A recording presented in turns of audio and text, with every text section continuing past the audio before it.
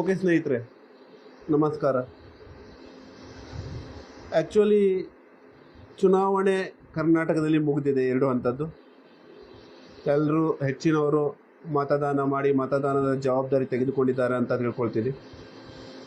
ಎಲ್ಲರೂ ತಗೊಳ್ಬೇಕು, ಆದರೆ ಕೆಲವರಿಗೆ ವೈಯಕ್ತಿಕ ಕಾರಣಗಳಿಂದ ಅದೆಲ್ಲ ಸಾಧ್ಯ ಆಗಲ್ಲ. ಅಂಥದ್ರಲ್ಲಿ ಚುನಾವಣೆ, ಮತದಾನ, ಪ್ರಜಾಪ್ರಭುತ್ವ ಇದರ ಅಗತ್ಯ ಏನು ಅದನ್ನು ಎಕ್ಸ್ಪ್ಲೇನ್ ಮಾಡಲಿಕ್ಕೆ ಚುನಾವಣಾ ಆಯೋಗ ಹಾಗೂ ಪ್ರಜ್ಞಾವಂತ ಪ್ರಜೆಗಳು ಯಾವಾಗಲೂ ಪ್ರಯತ್ನಿಸ್ತಿರ್ತಾರೆ ಅಲ್ವಾ. ಚುನಾವಣೆ ಮುಗಿದ ಮೇಲೂ ಕೂಡ ಪ್ರಜಾಕೀಯ ಅಂತ ಹೇಳಿಕೊಂಡು ಯಾಕೆ ಇವನು ಲೈವ್ ಬಂದಿದ್ದಾನೆ ಅಂತ ತುಂಬ ಜನ ಆಲೋಚನೆ ಮಾಡ್ಬೋದು. ಪ್ರಜಾಪ್ರಭುತ್ವ ಅನ್ನೋದು ನಮ್ಮ ಜೀವನದ ಅಂಗ. ಈ ಆಡಳಿತ ವ್ಯವಸ್ಥೆ ಅನ್ನೋದು ನಮಗೆ ಪ್ರತಿದಿನದ ಜೀವನದಲ್ಲಿ ಬೇಕಾಗಿರೋದು. ಇದರ ಬಗ್ಗೆ ನಮಗೆ ನಾಲೆಜ್ ಇಲ್ಲ ಅಂದರೆ ನಾವು ಗೊತ್ತಿದ್ದೋ ಗೊತ್ತಿಲ್ಲದೇನೋ ತಪ್ಪುಗಳನ್ನು ಮಾಡ್ತೀವಿ. ಹಾಗಾಗಿ ಸಮಾಜದಲ್ಲಿ ಒಂದು ಅವೇರ್ನೆಸ್ ಕ್ರಿಯೇಟ್ ಮಾಡೋದಕ್ಕೋಸ್ಕರ ನನ್ನಿಂದ ಆದಷ್ಟು ನಾನು ಲೈವ್ ಬಂದು ಮಾತಾಡ್ತೀನಿ. ಹಾಗೆಯೇ ಪ್ರಜಾಕೀಯ ಸಿದ್ಧಾಂತ, ಇನ್ನೊಂದು ಅರ್ಥದಲ್ಲಿ ಹೇಳೋದಾದರೆ ಪ್ರಜಾಪ್ರಭುತ್ವ, ಇದರ ಬಗ್ಗೆ ನನ್ನಿಂದ ಆದಷ್ಟು ಜನರಿಗೆ ತಿಳುವಳಿಕೆ ನೀಡಲಿಕ್ಕೆ, ನನಗೆ ಗೊತ್ತಿರುವಷ್ಟು ಹೇಳಲಿಕ್ಕೆ, ಮಾತಾಡಲಿಕ್ಕೆ ನಾನು ಮುಂದೆ ಬರ್ತೀನಿ. ಹೆಚ್ಚಿನವರು ತಿಳ್ಕೊಳ್ಬೋದು, ಇವನೇನು ಒಂದು ತತ್ವಜ್ಞಾನಿನ, ಇವನೆಲ್ಲ ತಿಳ್ಕೊಂಡು ಬಂದಿದ್ದಾನ ಅಂತ ಹೇಳಿ. ಒಂದು ವಿಷಯ ನನಗೆ ಗೊತ್ತಿದೆ ಅಂತ ಹೇಳಿದರೆ ಅದರ ಬಗ್ಗೆ ಮಾತಾಡೋಕ್ಕೆ ನನಗೆ ಇವತ್ತಿನ ದಿನ ಯಾವ ಭಯವೂ ಇಲ್ಲ. ಗೊತ್ತಿಲ್ಲ ಅಂದರೆ ಅದನ್ನು ತಿಳ್ಕೊಳ್ಳೋಕ್ಕೆ ಆಸಕ್ತಿ ಕೂಡ ಯಾವಾಗಲೂ ಇರುತ್ತೆ. ಪ್ರಜಾಕೀಯ ಅನ್ನೋದು ಯಾವುದೋ ರಾಕೆಟ್ ಸೈನ್ಸ್ ಅಲ್ಲ. ಆದರೆ ನಿಮ್ಮ ನಡುವೆ ಇರುವ ಜನಗಳಲ್ಲಿ ಪ್ರತಿಯೊಬ್ಬರು ಒಂದೇ ಸಮನಾಗಿ ಇರಲ್ಲ. ಕೆಲವರಿಗೆ ವಿಚಾರಗಳು ಕೂಡಲೇ ಅರ್ಥ ಆದರೆ, ಕೆಲವರಿಗೆ ಭಾವನಾತ್ಮಕ ವಿಷಯಗಳು ಹಾಗೂ ಇತರ ಗೊಂದಲಗಳಿಂದ ಉತ್ತಮ ವಿಚಾರಗಳು ಅರ್ಥ ಆಗಲಿಕ್ಕೆ ತಡ ಆಗ್ಬೋದು. ಆದರೆ ಅಗತ್ಯ ಎಂದು ಬಂದಾಗ ಖಂಡಿತ ಪ್ರತಿಯೊಬ್ಬನು ಅರ್ಥ ಮಾಡ್ಕೊಳ್ತಾನೆ ಎನ್ನುವುದೇ ನನ್ನ ನಂಬಿಕೆ. ಪ್ರಜಾಪ್ರಭುತ್ವ ವ್ಯವಸ್ಥೆ ನಮ್ಮ ಜೀವನದ ಅಂಗ ಅಂತ ಹೇಳಿದೆ. ನಾವು ವೋಟ್ ಮಾಡ್ತೀವಿ, ಒಂದು ಜನಪ್ರತಿನಿಧಿಯನ್ನು ಆರಿಸ್ತೀವಿ, ಅಲ್ಲಿಗೆ ನಮ್ಮ ಕೆಲಸ ಮುಗಿದೋಯ್ತಾ? ಇಲ್ಲೇ ನಾವು ತಪ್ಪು ಮಾಡ್ತಾ ಇರೋದು ಅಂತ ನನ್ನ ಅನಿಸಿಕೆ. ಯಾಕಂದರೆ ಈ ತಪ್ಪನ್ನು ನಾನು ಕೂಡ ಮಾಡಿದ್ದೀನಿ. ನನ್ನ ಅನುಭವಗಳಿಂದ ನಾನು ಮಾತಾಡಬಹುದು ಹೊರತು ನಾನು ವಿಶೇಷವಾಗಿ ಹೊರಗಿಂದ ಬಂದ ಏನನ್ನೂ ಮಾತಾಡೋಕ್ಕೆ ಸಾಧ್ಯ ಇಲ್ಲ. ನಾನೇನಾದರೂ ತಿಳ್ಕೊಂಡಿದ್ರೆ ಹಾಗೂ ನನ್ನ ಜೀವನದಲ್ಲಿ ಆಗಿರುವ ಅನುಭವಗಳಿಂದಲೇ ನಾನು ನಿಮಗೆ ಏನಾದರೂ ಹೇಳ್ಬೋದು. ಕ್ಷಮಿಸಿ. ಲೈವಲ್ಲಿ ಏನಾದರೂ ಇಂಟ್ರಪ್ಷನ್ ಇದ್ದರೆ ಕಮೆಂಟ್ ಮೂಲಕ ತಿಳಿಸಿ. ನೆಟ್ವರ್ಕ್ ಸ್ವಲ್ಪ ಸ್ಲೋ ಇದೆ ಅಂತ ನನಗೆ ಮೆಸೇಜ್ ಬರ್ತಾ ಇದೆ, ಸ್ವಲ್ಪ ನೋಡ್ತೀನಿ.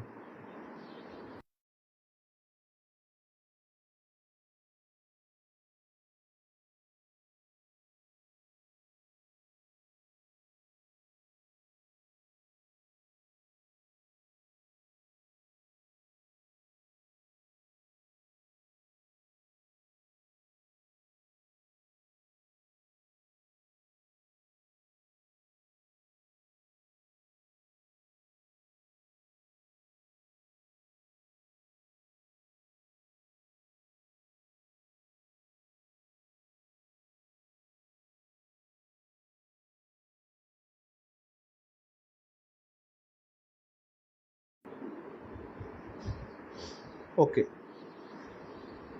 ಪ್ರಜಾಕೀಯ ಅಂತ ಹೇಳುವಾಗ ತುಂಬ ಜನರಿಗೆ ಕೆಲವು ಪ್ರಶ್ನೆಗಳು ಬಂದಿದ್ದು. ಆ ಪ್ರಶ್ನೆಗಳಿಗೆ ನಾನು ಉತ್ತರಿಸೋಣ ಅಂಥೇಳಿ ಮುಂದೆ ಬಂದೆ. ನಾನೇ ಯಾಕೆ ಉತ್ತರಿಸಬೇಕು, ಅಥವಾ ನಾನೇನು ಉತ್ತರಿಸಬಹುದು? ನಾನೆಲ್ಲ ತಿಳ್ಕೊಂಡು ನಾನು ಮಾತಾಡ್ತಾ ಇದ್ದೀನ? ಇದೆಲ್ಲ ಪ್ರಶ್ನೆ ನಿಮ್ಮಲ್ಲಿ ಬರಬಹುದು. ನಾವು ಶಾಲೆಗೆ ಸೇರಿದಾಗ, ಅಂದರೆ 1ನೇ ಕ್ಲಾಸಿಗೆ ಸೇರಿದಾಗ, ಶಾಲೆಗೆ ಸೇರಿದಾಗ 1ನೇ ಕ್ಲಾಸಿಗೆ ಸೇರಿದಾಗ ನಮಗೆ ಅಲ್ಲಿ ಎಲ್ಲ ಕಲಿಸ್ಲಿಕ್ಕೆ ಅ ಆ ಇ ಅಥವಾ ABCD ಕಲಿಸ್ಲಿಕ್ಕೆ ಪ್ರಯತ್ನ ಮಾಡಿರ್ತಾರೆ ಅಲ್ವಾ. ಆ ಪ್ರಯತ್ನದಲ್ಲಿ ನಮಗೇನು ತಿಳ್ಕೊಳ್ಳಿಕ್ಕೆ ನಮ್ಗೆ ಕಷ್ಟ ಆಗುತ್ತೆ, ಗೊತ್ತಾಗಲ್ಲ ಅಂತ ಮನಸ್ಥಿತಿ ನಮಗೆ ಬಂದಿರ್ಬೋದು, ಹೆಚ್ಚಿನವ್ರಿಗೆ ನೆನಪಿರ್ಬೋದು. ಆದರೆ ಇವತ್ತಿನ ದಿನ ಓದಲು ಬರೆಯೋದೆಲ್ಲ ನಾವು ಕಲ್ತ್ಕೊಂಡಿದ್ದೀವಲ್ವ. ಹಾಗೆಯೇ ಈ ಒಳ್ಳೆಯ ವಿಚಾರಗಳು ಯಾರೋ ತಿಳಿದವರು ಕಲ್ತ್ಕೊಂಡವರು ನಮಗೆ ಹೇಳ್ತಾ ಇದ್ದಾರೆ, ಅದನ್ನು ನಾವು ಇನ್ನೊಬ್ರಿಗೆ ಹೇಳಬೇಕು, ಆವಾಗ ಅವರು ಸಹ ಕಲ್ತ್ಕೊಳ್ತಾರೆ. ಓಕೆ, ಒಂದು ಪ್ರಶ್ನೆ ಬಂದಿದೆ AR ಕುಬೇರ್ ಅವರಿಂದ. ಸರ್, ಪ್ರಜಾಕೀಯ ಸ್ಟಾರ್ಟ್ ಯಾಕೆ ಆಯಿತು ಅಂತ ಎಕ್ಸ್ಪ್ಲೇನ್ ಮಾಡ್ತೀರಾ? ಓಕೆ, ಮೊದಲು ಇದರ ಸ್ವಲ್ಪ ಬ್ಯಾಕ್ಗ್ರೌಂಡಿಗೆ ಹೋಗೋಣ. ನಿಮಗೆ ಗೊತ್ತಿರಬಹುದು, 1947ರಲ್ಲಿ ನಮಗೆ ಸ್ವಾತಂತ್ರ್ಯ ಸಿಕ್ತು. ಅದರ ಮೊದಲು ಬ್ರಿಟಿಷ್ ಆಡಳಿತ ಇತ್ತು. ಅದರ ಮೊದಲು ರಾಜಪ್ರಭುತ್ವ ಇತ್ತು.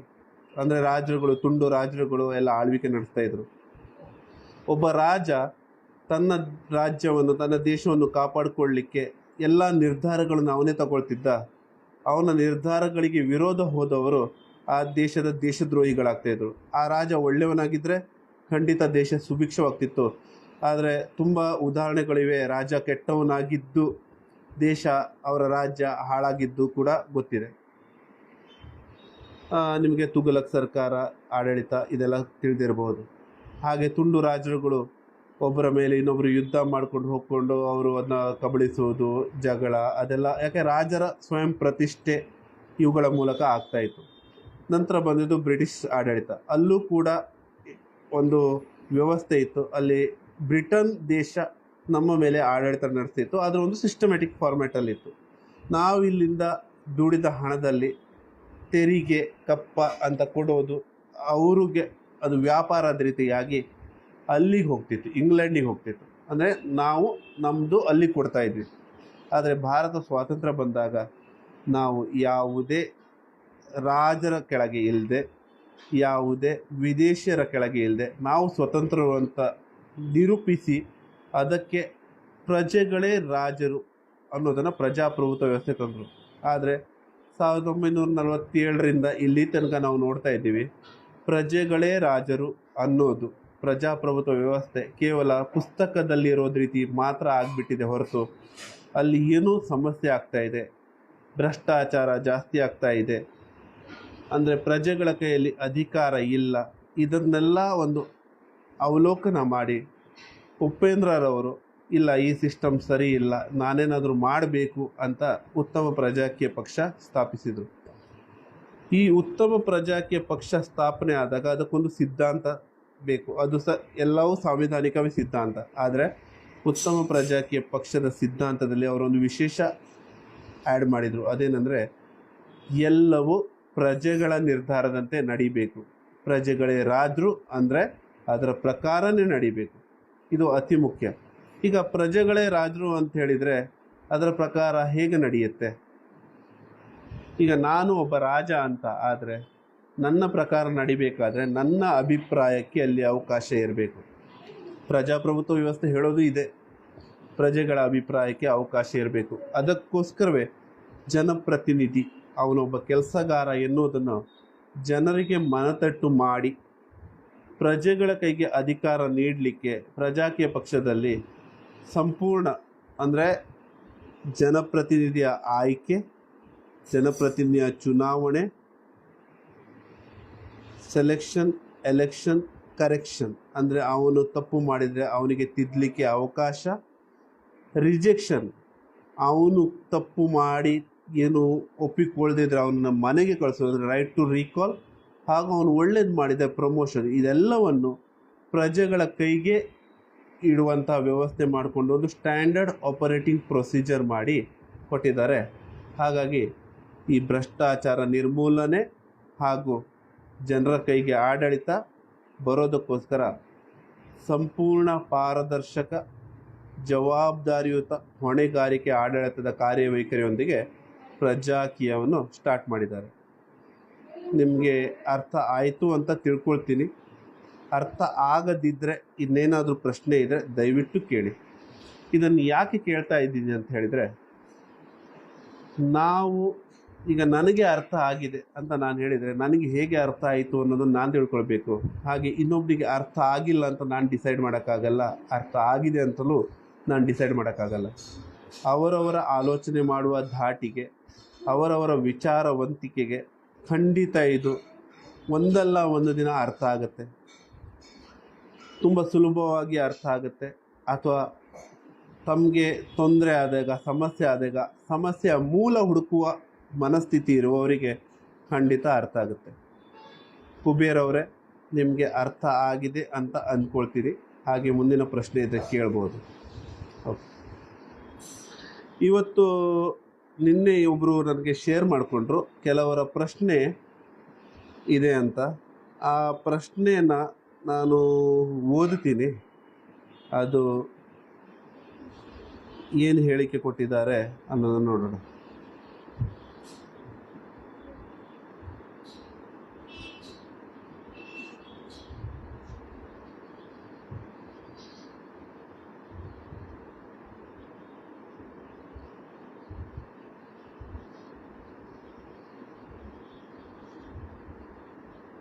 ಜಿನು MG ಅನ್ನೋರ ಒಂದು ಪ್ರಶ್ನೆ ಇದೆ. ಅಲ್ಲ ಸ್ವಾಮಿ, ಒಮ್ಮೆ ಬಿಡಿಸಿ ಹೇಳಿ, ನಾನು ಶತದಡ್ಡ. ಅಧಿಕಾರಕ್ಕೆ ಬರೋದು ಪ್ರಜೆಗಳು ಹೇಗೆ ಆಗ್ತಾರೆ? ಈಗ ಪ್ರಜಾಕೀಯ ಆಡಳಿತಕ್ಕೆ ಬಂದರೆ ಮಾತ್ರ ಹೈಕಮಾಂಡ್ ಆಗೋದು. ಎಲೆಕ್ಷನಲ್ಲಿ ಕೆಲಸ ಸಿಕ್ಕಿಲ್ಲ ಅಂದಮೇಲೆ ಹೇಗೆ ಆಗ್ತಾರೆ? ಪ್ರಜಾಕೀಯದು ಜವಾಬ್ದಾರಿ ಅಂದರೆ ಏನು? ಓಕೆ, ಮೊದಲೇ ಪ್ರಶ್ನೆ, ಪ್ರಜೆಗಳ ಕೈಗೆ ಅಧಿಕಾರ ಹೇಗೆ ಬರುತ್ತೆ? ಪ್ರಜೆಗಳು ಹೈಕಮಾಂಡ್ ಅನ್ನೋದು ಹೇಗೆ ಆಗ್ತಾರೆ? ತುಂಬ ವ್ಯಾಲಿಡ್ ಕ್ವಶನ್ ಸರ್. ಇವತ್ತು ನೀವು ಎಲ್ಲ ರಾಜಕೀಯ ಪಕ್ಷಗಳು ನಾವು ನೋಡಿದರೆ ಅದಕ್ಕೆಲ್ಲದಕ್ಕೂ ಒಂದು ಹೈಕಮಾಂಡ್ ಅಂದರೆ ನಿರ್ಧಾರ ಮಾಡುವವರು ಒಬ್ಬರು ಇರ್ತಾರೆ, ಕರೆಕ್ಟ್ ಅಲ್ವಾ? ಈಗ ನೀವು ವೋಟ್ ಹಾಕಿ ನೀವು ಯಾರನ್ನಾರು ಆರಿಸಿದ್ರೂ ಕೂಡ ಇತರ ರಾಜಕೀಯ ಪಕ್ಷಗಳಲ್ಲಿ ನಿಮ್ಮ ಅಭಿಪ್ರಾಯಕ್ಕೆ ಅವಕಾಶ ವೋಟ್ ಹಾಕಿದ ಮಾರನೇ ದಿನದ ನಂತರ ಇದೆಯಾ ಇಲ್ವಾ ಅನ್ನೋದನ್ನು ನೀವು ನಿಮಗೆ ಪ್ರಶ್ನಿಸಿಕೊಳ್ಳಿ. ಅಥವಾ ವೋಟ್ ಹಾಕುವ ಮೊದಲು ಅಭ್ಯರ್ಥಿಯ ಸೆಲೆಕ್ಷನ್ ಅಥವಾ ಯಾವುದಾದ್ರೂ ರೀತಿಯಲ್ಲಿ ನಿಮ್ಮ ಅಭಿಪ್ರಾಯಕ್ಕೆ ಅವಕಾಶ ಇದೆಯಾ? ಅಲ್ಲಿ ನಿಮಗೆ ಯಾವ ರೀತಿ ಕೆಲಸ ಆಗಬೇಕು ಅನ್ನೋದಕ್ಕೆ ನಿರ್ಧಾರ ಮಾಡೋ ಅವಕಾಶ ಇದೆಯಾ? ಸ್ವಲ್ಪ ತಿಳ್ಕೊಳ್ಳಿ. ಇಲ್ಲ ಅಲ್ವಾ? ಆದರೆ ಉತ್ತಮ ಪ್ರಜಾಕೀಯ ಪಕ್ಷದಲ್ಲಿ ಸರಿಯಾಗಿ ಆಲೋಚನೆ ಮಾಡಿ. ಉತ್ತಮ ಪ್ರಜಾಕೀಯ ಪಕ್ಷದಲ್ಲಿ ನೀವು ಅಭ್ಯರ್ಥಿಯ ಸೆಲೆಕ್ಷನ್ ಮಾಡೋದು ಕೂಡ ನೀವೇ. ಅವನು ಯಾವ ರೀತಿ ಕೆಲಸ ಮಾಡಬೇಕು ಅನ್ನೋದು ನಿರ್ಧಾರ ನಿಮ್ಮಿಂದಲೇ ಆಗಿರುತ್ತೆ. ಅವನು ನಿಮ್ಮ ಹತ್ರ ಕೇಳಿ ಕೆಲಸ ಮಾಡಬೇಕಂತ ಹೇಳಿದರೆ ಮುಂದಿನ 5 ವರ್ಷಗಳು ಕೂಡ ಅವನು ನಿಮ್ಮ ಹತ್ರ ಕೇಳಲಿಕ್ಕೆ ಅವಕಾಶ ಇರುತ್ತೆ ಅಲ್ವಾ? ಅವನಿಗೆ ಕೇಳಬೇಕು, ಅವನು ನಿಮ್ಮ ಸಂಪರ್ಕದಲ್ಲಿ ಬರಬೇಕು. ಹಾಗಾಗಿ ಇಲ್ಲಿ ಅವನು ನಿಮ್ಮ ಕೆಲಸಗಾರ ಆಗಲಿಕ್ಕೆ ನೀವು ಅವನ ಆಡಳಿತಕ್ಕೆ ಬರೋ ಮೊದಲೇ ಅವನ ಸೆಲೆಕ್ಷನ್ ಪ್ರೊಸೆಸ್ಸಲ್ಲೇ ನೀವು ಇನ್ವಾಲ್ವ್ ಆಗ್ತೀರಿ. ಅರ್ಥ ಆಗಿರ್ಬೋದು ಅಂತೀರಿ. ಅವರ ಸೆಲೆಕ್ಷನ್ ಪ್ರೊಸೆಸ್ ಅಲ್ಲಿ ನಿಮ್ಮ ಅಭಿಪ್ರಾಯಕ್ಕೆ ಅವಕಾಶ ಇಟ್ಟಿರೋದ್ರಿಂದ ಅಲ್ಲಿ ನೀವು ಸೆಲೆಕ್ಟ್ ಮಾಡಿದ ಅಭ್ಯರ್ಥಿ ಬರೆದಿದ್ರು ನಿಮ್ಮ ವೋಟಿಂಗ್ ಅಲ್ಲಿಂದ ಪ್ರಾರಂಭ ಆಗಿರುತ್ತೆ. ನನಗೆ ಈ ಅಭ್ಯರ್ಥಿ ಬೇಕು ಅಂತ ಅವನ ಸೆಲೆಕ್ಷನಿಗೆ. ಇದು ಮೊದಲನೇ ಹಂತ, ನಿಮ್ಮ ಅಭಿಪ್ರಾಯಕ್ಕೆ ಅವಕಾಶ ಇರುತ್ತೆ. ಹಾಗಾಗಿ ಅಲ್ಲಿಂದ ಶುರು ಆಗುತ್ತೆ. ಒಂದು ವೇಳೆ ಪ್ರಜಾಕೀಯ ಆಡಳಿತಕ್ಕೆ ಬಂದಿಲ್ಲ, ಓಕೆ, ನಿಮ್ಮ ಒಂದು ಓಟು, ನಿಮ್ಮದು ಒಂದೇ ಓಟು, ಆ ಅಭ್ಯರ್ಥಿದ ಒಂದು ಓಟು ಮತ್ತು ನಿಮ್ಮದು ಒಂದೇ ಓಟು ಬಿದ್ದಿದೆ, 2 ಓಟು ಬಿದ್ದಿದೆ, ಓಕೆ. ಆದರೆ ಇದೇ ಕಾರಣಕ್ಕೆ ವೋಟ್ ಹಾಕಿದ್ದಾರೆ ಅನ್ನೋದು ಗೆದ್ದು ಬರುವ ಅಭ್ಯರ್ಥಿಗೆ ಗೊತ್ತಿರುತ್ತೆ. ಅಂದರೆ ಇಲ್ಲಿ ಇಬ್ಬರು ಪ್ರಜ್ಞಾವಂತರು ಇದ್ದಾರೆ, ಇವರು ನಮಗೆ ಪ್ರಶ್ನೆ ಮಾಡುವ ಶಕ್ತಿಯನ್ನು ಹೊಂದಿದ್ದಾರೆ, ಇವರ ನಿರ್ಧಾರ ನಮ್ಮ ಅಭಿಪ್ರಾಯಕ್ಕೆ ಅವಕಾಶ ಇರುವ ಅಭ್ಯರ್ಥಿಗೆ ಹೋಗಿದೆ ಅಂದ ಮೇಲೆ ಅಲ್ಲಿ ನಿಮ್ಮ ಆಡಳಿತ ಶುರುವಾಗಿದೆ. ಇದೇ ಜಾಸ್ತಿಯಾಗಿ ಈಗ 50% ವೋಟಿನಷ್ಟು ಬಂದು ಪ್ರಜಾಕೀಯ ಸೋತರೂ ಕೂಡ ಆಡಳಿತದಲ್ಲಿ ಪ್ರಜೆಗಳು ಇಷ್ಟು ಜನ ಇದ್ದಾರೆ ಅನ್ನೋದು ಆಡಳಿತಕ್ಕೆ ಬಂದಿರುವ ಜನಪ್ರತಿನಿಧಿಗೆ ಗೊತ್ತಿರುತ್ತೆ. ಹಾಗೂ ಅಲ್ಲೇ ಅದೊಂದು ಭಯ ಶುರುವಾಗಿರುತ್ತೆ. ಅದೇ ಪ್ರಜಾಕೀಯದ ಗೆಲುವು.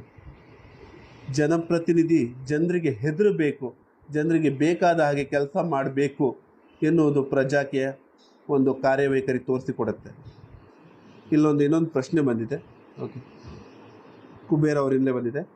ಜನರಿಗೆ ಅಧಿಕಾರ ಸಿಕ್ಕರೆ ಅದು ದುರುಪಯೋಗ ಆಗಬಹುದು, ಅದನ್ನು ಹೇಗೆ ತಡೆಗಟ್ಟಬಹುದು?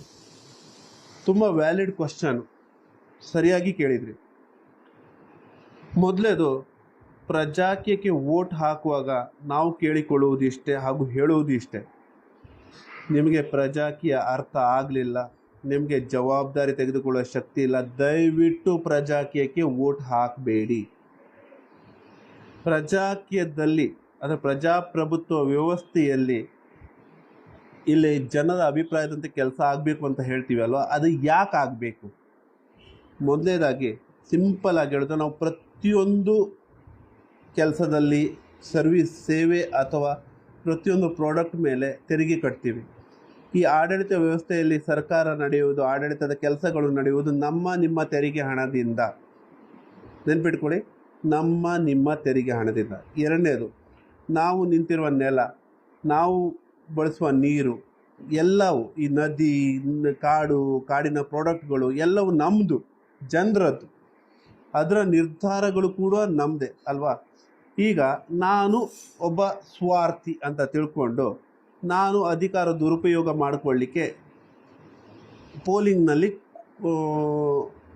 ನನ್ನ ನೆಗೆಟಿವ್ ಒಪಿನಿಯನ್ ಕೊಡ್ತೀನಿ, ಅಂದರೆ ನನಗೆಲ್ಲೋ ಲಾಭ ಆಗ್ತಾ ಇದೆ ಅಂತ. ಆವಾಗ ಏನಾಗುತ್ತೆ, ನನ್ನ ರೀತಿಯ ಮೆಜಾರಿಟಿ ಜನರು ತಪ್ಪಿನ ವ್ಯವಸ್ಥೆಗೆ ನಾನು ಭಾವನಾತ್ಮಕವಾಗಿಯೋ ಅಥವಾ ಯಾವುದಕ್ಕಾದರೂ ಕೊಟ್ಟರೆ ಹಾಳಾಗೋದು ಯಾರಿಗೆ? ನನಗೆ ಅಲ್ವಾ. ಆ ಜ್ಞಾನ ನನಗೆ ಬರಬೇಕು ಅನ್ನೋದಕ್ಕೆ ನಾವು ಪ್ರಜಾಕೀಯದ ವೆಬ್ಸೈಟ್ ನೋಡಿ ತಿಳಿದುಕೊಳ್ಳಿ ಅಂತ ಹೇಳ್ತೀವಿ.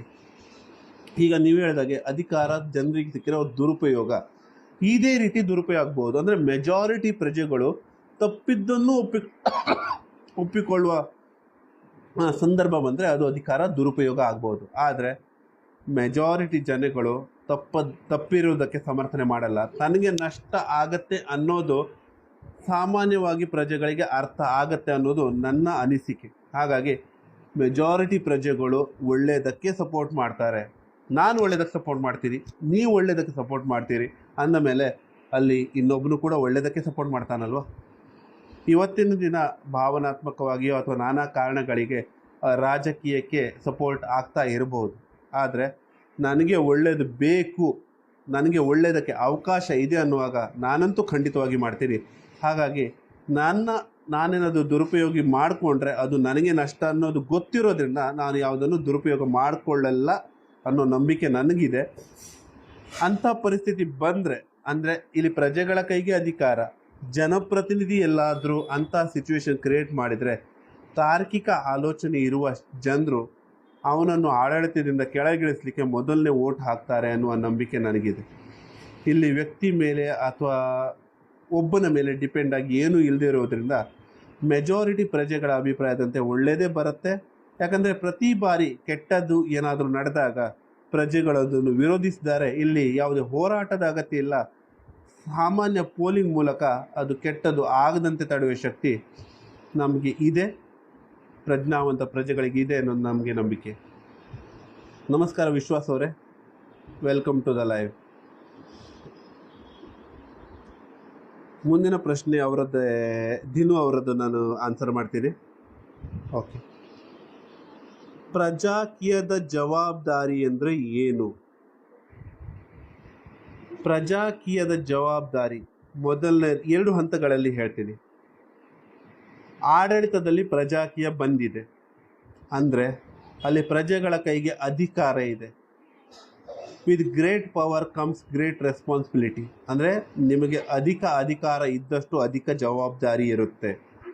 ಇಲ್ಲಿ ಪ್ರಜೆಗಳ ಕೈಗೆ ಅಧಿಕಾರ ಅಂದರೆ ಆಡಳಿತ ವ್ಯವಸ್ಥೆಯಲ್ಲಿ ನಡೆಯುವ ಕೆಲಸಗಳಲ್ಲಿ ನಿಮ್ಮ ಅಭಿಪ್ರಾಯವನ್ನು ನೀವು ಇಡಬೇಕು. ಯಾವುದೇ ಕೆಲಸ ಕಾರ್ಯವೈಖರಿ ಆಗುವುದಿದ್ರೂ ಅದಕ್ಕೆ ನಿಮಗೆ ಕೇಳಿಕೊಂಡಾಗಬೇಕು. ನಿಮಗೆ ಕೇಳದೆ ಆಗುವ ಕೆಲಸಗಳಿಗೆ ನಂತರ ಅವರು ರಿಪೋರ್ಟ್ ಕೊಡಬೇಕು. ಅದನ್ನು ಪ್ರಜೆಗಳಾದ ನಾನು ವೆರಿಫಿಕೇಷನ್ ಮಾಡಬೇಕು. ಈಗ ಒಂದು ಸಮಸ್ಯೆ ಬರುತ್ತೆ, ನನಗೇನು ಗೊತ್ತಿಲ್ಲ, ನಾನು ಏನೂ ಕಲ್ತಿಲ್ಲ, ನಾನು ವಿದ್ಯೆ ಇಲ್ಲ, ಏನೂ ಇಲ್ಲ, ನನಗೆ ಸಿಂಪಲ್ ಆಗಿ ವಿಷಯಗಳು ಅರ್ಥ ಆಗತ್ತೆ. ಹೀಗಿರುವಾಗ ನನ್ನ ಜನಪ್ರತಿನಿಧಿ ಯಾವುದೋ ವಿಷಯದ ಬಗ್ಗೆ ಹೇಳಿದಾಗ ನನಗೆ ಅರ್ಥ ಆಗಿಲ್ಲ, ಅದಕ್ಕೆ ವೋಟಿಂಗ್ ಮಾಡೋಕ್ಕೆ ನನಗೆ ಅದು ತಿಳಿಲಿಲ್ಲ. ನನ್ನ ಜವಾಬ್ದಾರಿ ಅದನ್ನು ಇನ್ನೂ ಸರಳವಾಗಿ ನನಗೆ ತಿಳಿಯುವ ಹಾಗೆ ಪಬ್ಲಿಷ್ ಮಾಡಿ ನಾನು ತಿಳ್ಕೊಳ್ಬೇಕು ಅನ್ನೋದು ನನ್ನ ಜವಾಬ್ದಾರಿ. ನನಗೆ ಗೊತ್ತಿಲ್ಲದನ್ನು ಗೊತ್ತಿಲ್ಲ ಎಂದು ವೋಟಿಂಗ್ ಮೂಲಕ ತಿಳಿಸುವುದು ಕೂಡ ನನ್ನ ಜವಾಬ್ದಾರಿ. ತಪ್ಪು ನಡೀತಾ ಇದ್ದರೂ ಸಹ ಭಾವನಾತ್ಮಕವಾಗಿ ವೋಟ್ ಹಾಕದೆ, ಪೋಲ್ ಮಾಡದೆ, ಸರಿಯಾಗಿ ನನಗೆ ಏನು ಬೇಕು, ಇನ್ನೊಬ್ಬನ ವಿಷಯಗಳಿಗೆ ನಾನು ವಿಚಾರಗಳಿಗೆ ಬಲಿಯಾಗದೆ ನನ್ನ ಅಭಿಪ್ರಾಯ ಏನು ಎಂದು ಹೇಳುವುದು ನನ್ನ ಜವಾಬ್ದಾರಿ. ಇದು ಪ್ರಜಾಕೀಯ ಆಡಳಿತಕ್ಕೆ ಬಂದ ನಂತರ. ಅಲ್ಲಿ ಜನಪ್ರತಿನಿಧಿ ನನ್ನ ಫೇವರೇಟ್ ಇರ್ಬೋದು, ಆದರೆ ಅವನು ಸರಿಯಾಗಿ ಕೆಲಸ ಮಾಡಿಲ್ಲ ಅಂತ ಹೇಳಿದರೆ ನಾನು ಅಲ್ಲಿ ನೆಗೆಟಿವ್ ಕೊಡಬೇಕು ಹೊರತು ಪಾಸಿಟಿವ್ ಅಲ್ಲ. ಇದು ನನ್ನ ಜವಾಬ್ದಾರಿ. ಪ್ರಜಾಕೀಯ ಆಡಳಿತಕ್ಕೆ ಬರುವ ಮೊದಲು ಏನು ನನ್ನ ಜವಾಬ್ದಾರಿ? ಮೊದಲನೇದಾಗಿ ನಾನು ವಿಚಾರಗಳಿಗೆ ಮತ ಹಾಕಬೇಕು. ಪ್ರಜಾಕೀಯ ತಿಳಿದಿದ್ರೆ ನೀವು ಪ್ರಜಾಕೀಯಕ್ಕೆ ಮತ ಹಾಕ್ತೀರಿ ಅಂತ ಗೊತ್ತಿದೆ. ಅಂದರೆ ಅಲ್ಲಿ ನಡೆಯುವ ಪ್ರಜಾಕೀಯದ ವಿಚಾರಗಳಿಗೆ ನೀವು ಮತ ಹಾಕ್ತೀರಿ, ಆ ವ್ಯಕ್ತಿಗೆ ಮತ ಹಾಕಲ್ಲ. ಆ ವ್ಯಕ್ತಿಯನ್ನು ಕೆಲಸದಿಂದ ಇಳಿಸುವ ಶಕ್ತಿ ನಿಮ್ಮಲ್ಲಿದ್ದರೆ ನೀವು ಅದಕ್ಕೆ, ಅಂದರೆ ನಿಮ್ಮಲ್ಲಿ ಇರುವ ಹಾಗೆ ಅದು ಜನರ ಒಗ್ಗಟ್ಟು ಅಲ್ಲಿರುತ್ತೆ. ಇದಕ್ಕಿಂತ ಇನ್ನೊಂದು ಸ್ಟೆಪ್ ಮೊದಲು ಜನಪ್ರತಿನಿಧಿಯ ಸೆಲೆಕ್ಷನ್. ಆವಾಗ ಒಬ್ಬ ಜನಪ್ರತಿನಿಧಿ ಅಭ್ಯರ್ಥಿ ನಿಮ್ಮ ಹತ್ರ ಬಂದು ನನಗೆ ಶಿಫಾರಸು ಕೊಡಿ ಅಂತ ಹೇಳ್ತಾರೆ. ಆ ವ್ಯಕ್ತಿಯ ಬ್ಯಾಕ್ಗ್ರೌಂಡ್, ಆ ವ್ಯಕ್ತಿಯ ಹಿಸ್ಟ್ರಿ ಎಲ್ಲ ನೀವು ತಿಳಿದುಕೊಂಡು ಇವನನ್ನು ನಾನು ಆಡಳಿತದಲ್ಲಿ ಬಂದರೆ ಕೆಳಗಿಳಿಸುವ ಶಕ್ತಿ ನನಗೆ ಇದೆಯಾ ಅಂತ ತಿಳ್ಕೊಂಡು ಅಲ್ಲಿ ಅವನಿಗೆ ಶಿಫಾರಸು ಕೊಡುವುದು ನನ್ನ ಜವಾಬ್ದಾರಿ. ಅವನು ಬಂದು ಕೇಳಿದಾನಂತ ಹೇಳಿದ ಕೂಡಲೇ ಶಿಫಾರಸು ಕೊಡದೆ, ಇಲ್ಲ ನನಗಾಗಲ್ಲ, ನನಗೆ ನೀನು ಸರಿ ಇಲ್ಲ ಅಂತ ಹೇಳುವ ನೈತಿಕತೆ ಹಾಗೂ ಧೈರ್ಯ, ಆತ್ಮವಿಶ್ವಾಸ ಇಟ್ಕೊಳ್ಳೋದು ನನ್ನ ಜವಾಬ್ದಾರಿ. ಆದರೆ ಅದು ಮಾಡಿ ಆದಮೇಲೆ ನನ್ನ ಕ್ಷೇತ್ರಕ್ಕೆ ನನಗೆ ಅಭ್ಯರ್ಥಿ ಬೇಕಂತ ಹೇಳಿದರೆ ಇನ್ನೊಬ್ಬ ಅಭ್ಯರ್ಥಿ ಆಕಾಂಕ್ಷೆಯನ್ನು ಸೆಲೆಕ್ಟ್ ಮಾಡಿ ಮುಂದೆ ಕಳಿಸುವುದು ನನ್ನ ಜವಾಬ್ದಾರಿ. ಇದು ಪ್ರಜಾಕೀಯದ ಜವಾಬ್ದಾರಿ. ಅಂದರೆ ಪ್ರಜಾಕೀಯ ವಿಚಾರಗಳಲ್ಲಿ ಮುಂದೆ ಬರೋ ಜನಪ್ರತಿನಿಧಿ ನನಗೆ ಬೇಕಾದಾಗೆ ಕೆಲಸ ಮಾಡಬೇಕು. ಅಂತಹ ವ್ಯಕ್ತಿ ಮುಂದೆ ಬಂದಿಲ್ಲ ಆದರೆ ಇನ್ನೊಬ್ಬ ವ್ಯಕ್ತಿಯನ್ನು ನಾನು ಆಡಳಿತಕ್ಕೆ ಕಳಿಸ್ಲಿಕ್ಕೆ ನಾನು ತಯಾರಿರಬೇಕು ಎನ್ನುವುದು ನನ್ನ ಜವಾಬ್ದಾರಿ. ಇದೆಲ್ಲ ಆಗಬೇಕಾದ್ರೆ ನನ್ನ ಕ್ಷೇತ್ರದಲ್ಲಿ ಹೆಚ್ಚು ಜನರಿಗೆ ಪ್ರಜಾಕೀಯ ವಿಚಾರಗಳು ಗೊತ್ತಿರಬೇಕು. ಹಾಗೆ ಇರಬೇಕಾದ್ರೆ ನಾನು ಪ್ರಜಾಕೀಯ ವಿಚಾರಗಳನ್ನು ಇತರರಿಗೆ ಹೇಳಬೇಕು ಎನ್ನುವುದು ನನ್ನ ಜವಾಬ್ದಾರಿ. ನಿಮಗೆ ಅರ್ಥ ಆಗಿರ್ಬೋದು ಅಂತ ತಿಳ್ಕೊಳ್ತೀನಿ. ಈ ಎಲ್ಲ ಜವಾಬ್ದಾರಿಗಳನ್ನು ನಾನು ಸರಿಯಾಗಿ ಮಾಡಲಿಲ್ಲ ಅಂತ ಹೇಳಿದರೆ ನಾನೊಬ್ಬ ಜವಾಬ್ದಾರಿಯುತ ಪ್ರಜೆ ಅಲ್ಲ. ನಿಜವಾಗಿ ಇದೆಲ್ಲ ಮಾಡಲಿಕ್ಕೆ ಆಗ್ತಾ ಇಲ್ಲ, ನಾನು ಅಶಕ್ತ ಅಂತ ಹೇಳಿದರೆ ಕನಿಷ್ಠ ಪಕ್ಷ ನನ್ನ ಮತವನ್ನು ಸರಿಯಾಗಿ ಚಲಾಯಿಸುವುದು ನನ್ನ ಜವಾಬ್ದಾರಿ. ಮುಂದಿನ ಪ್ರಶ್ನೆ ನೋಡ್ಕೊಳ್ತೀನಿ.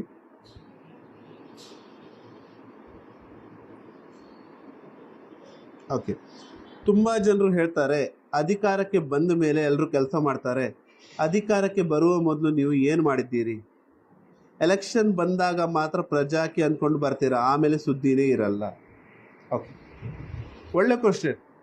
ಬೇರೆಯವರು ತುಂಬ ರಾಜಕೀಯ ಪಕ್ಷಗಳು ಅಥವಾ ವ್ಯಕ್ತಿಗಳು ಎಲೆಕ್ಷನ್ ಬರುವ ಮೊದಲು ಸಮಾಜ ಸೇವೆ ಮಾಡ್ತಾರೆ, ಹೋರಾಟ ಮಾಡ್ತಾರೆ. ಪ್ರಜಾಕೀಯ ಅಭ್ಯರ್ಥಿಗಳಾಗಲಿ ಪ್ರಜಾಕೀಯ ಪ್ರಜೆಗಳಾಗಲಿ ಏನೂ ಮಾಡಲ್ಲ. ಇದು ಹೇಗೆ? ನಾವು ಏನನ್ನು ನೋಡಿ ಓಟ್ ಕೊಡಬೇಕು? ಮೊದಲನೇದಾಗಿ ಸಿಂಪಲಾಗಿ ಅರ್ಥ ಮಾಡಿಕೊಳ್ಳಿ. ಹೋರಾಟದ ಅಗತ್ಯ ಇದೆಯಾ? ಸಮಾಜ ಸೇವೆಯ ಅಗತ್ಯ ಇದೆಯಾ? 3 ಲಕ್ಷ ಕೋಟಿ ಬಜೆಟ್ನ ನಮ್ಮ ಕರ್ನಾಟಕ ಸರ್ಕಾರ ನಡೀತದೆ, ಎಷ್ಟೋ ಲಕ್ಷ ಕೋಟಿ ಬಜೆಟ್ನ ಕೇಂದ್ರ ಸರ್ಕಾರ ನಡೀತದೆ, ನಿಮ್ಮ ದುಡ್ಡಿಂದ ನಡೀತಾ ಇದೆ. ಅವರುಗಳು ನಿಮಗೆ ಬೇಕಾದ ಸೌಲಭ್ಯಗಳನ್ನು ಕೊಡಬೇಕಾ ಅಥವಾ ನಾವು ಹೋರಾಟ ಮಾಡಿ ಪಡಿಬೇಕಾ? ಅವರು ನಮ್ಮ ಕೆಲಸಗಾರರು ಅಲ್ವಾ? ಅಂದ ಮೇಲೆ ಅವರು ನಮಗೆ ಅದು ಕೊಡೋದು ಅವ್ರ ಜವಾಬ್ದಾರಿ. ಅವರು ಕೊಡ್ತಾ ಇಲ್ಲ ಅಂದರೆ ತಪ್ಪು ಯಾರದ್ದು? ತಪ್ಪು ನಮ್ಮದೇ ಅಲ್ವಾ? ನಾನು ಆರಿಸಿ ಕಳಿಸಿದ ಸರ್ಕಾರ ಆಡಳಿತದಲ್ಲಿ ಬಂದಿದೆ, ಆದರೂ ಅವರು ನನಗೋಸ್ಕರ ಕೆಲಸ ಮಾಡ್ತಾ ಇಲ್ಲ, ಏನೋ ತಪ್ಪಾಗ್ತಾ ಇದೆ, ನಾನು ಅವ್ರ ವಿರುದ್ಧ ಹೋರಾಟ ಮಾಡಬೇಕು. ಇದು ವಿಪರ್ಯಾಸ ಅಲ್ವಾ? ನಾನು ಓಟ್ ಹಾಕಿದ್ದೀನಿ, ಆದರೆ ಬೇರೆ ಯಾವುದೋ ಪಕ್ಷ ಬಂದಿದೆ. ವಿರೋಧ ಪಕ್ಷದಲ್ಲಿರೋರು ನನ್ನ ಅಭ್ಯರ್ಥಿಗಳಲ್ವಾ? ಅವ್ರು ಯಾಕೆ ಇದು ಮಾಡ್ತಾ ಇಲ್ಲ?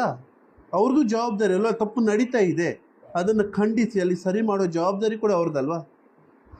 ಆಡಳಿತ ವಿರೋಧ ಪಕ್ಷ ಎರಡೂ ಕೂಡ ನನ್ನ ಅಭಿಪ್ರಾಯಕ್ಕೆ ಬೆಲೆನೇ ಕೊಡ್ತಾ ಇಲ್ಲ. ಅವರು ನನಗೋಸ್ಕರ ಹೋರಾಟ ಮಾಡ್ತಾ ಇಲ್ಲ, ಆದರೆ ನನಗೆ ರೋಡಿಗೆ ಬರ್ಲಿಕ್ಕೆ ಹೇಳ್ತಾ ಇದೆ ಅಂತ ಹೇಳಿದ್ರೆ ನಾನೆಲ್ಲೋ ಮೂರ್ಖ ಆಗ್ತಾ ಇದ್ದೀನಿ ಅಲ್ವಾ? ಸ್ವಲ್ಪ ಲಾಜಿಕಲ್ ಥಿಂಕಿಂಗ್ ಇಟ್ಕೊಳ್ಳಿ ನೋಡಿ. ಇಲ್ಲಿ ಹೋರಾಟ ಅಗತ್ಯ ಇಲ್ಲ. ಮತ್ತು ಸಮಾಜ ಸೇವೆ ಯಾಕೆ ಮಾಡಬೇಕು? ಸಮಾಜ ಸೇವೆ ನಾವು ತೆರಿಗೆ ಕೊಟ್ಟೋದು ಸಮಾಜ ಸೇವೆ ಅಲ್ವಾ? ನಾವು ಪ್ರಾಮಾಣಿಕವಾಗಿ ಬದುಕೋದು ಸಮಾಜ ಸೇವೆ ಅಲ್ವಾ? ಅಲ್ಲಿ ಕರೆಕ್ಟಾಗಿ ಎಲ್ಲ ಕೆಲಸಗಳು ಆಗ್ತಾ ಇದ್ದರೆ ಸಮಾಜ ಸೇವೆಯ ಅಗತ್ಯನೇ ಎಲ್ಲಿ ಬರುತ್ತೆ? ಅಂಥದ್ದು ಇದ್ರೆ ನಮ್ಮ ಅಭಿಪ್ರಾಯಗಳನ್ನ ತಕೊಂಡು ಅವರದನ್ನು ಸರಿ ಮಾಡಬಹುದಲ್ವಾ? ನಮ್ಮದೇ ಕೆಲಸಗಾರರು, ನಮ್ಮದೇ ಸರ್ಕಾರ ಯಾಕೆ ಮಾಡ್ತಾ ಇಲ್ಲ? ಸ್ವಲ್ಪ ಆಲೋಚನೆ ಮಾಡಿ. ನಮ್ಮ ತೆರಿಗೆ ಹಣದ ಪಾರದರ್ಶಕತೆ ಇದ್ದರೆ, ನಮ್ಮ ತೆರಿಗೆ ಹಣ ಸಂಪೂರ್ಣ ಸದುಪಯೋಗ ಆದರೆ ಈ ಸಮಾಜ ಸೇವೆಯ ಅಗತ್ಯವೂ ಇರಲ್ಲ. ಒಬ್ಬರು ಸಮಾಜ ಸೇವಕಿ ಎಷ್ಟೊಂದು ಶಾಲೆಗಳಿಗೆ ಬಣ್ಣ ಬಳಿದು ಸುಂದರ ಮಾಡ್ತಾ ಇದ್ದಾರೆ. ಸರ್ಕಾರ ಏನು ಮಾಡ್ತಾ ಇದೆ? ಶಾಲೆಗಳಿಗೆ ಮತ್ತು ಆರೋಗ್ಯಕ್ಕೆ ಅಂತೇಳಿ 16,000 ಕೋಟಿ ವಿನಿಯೋಗ ಮಾಡ್ತಲ್ವಾ? ಆ ಹಣ ಎಲ್ಲಿ ಹೋಯ್ತು?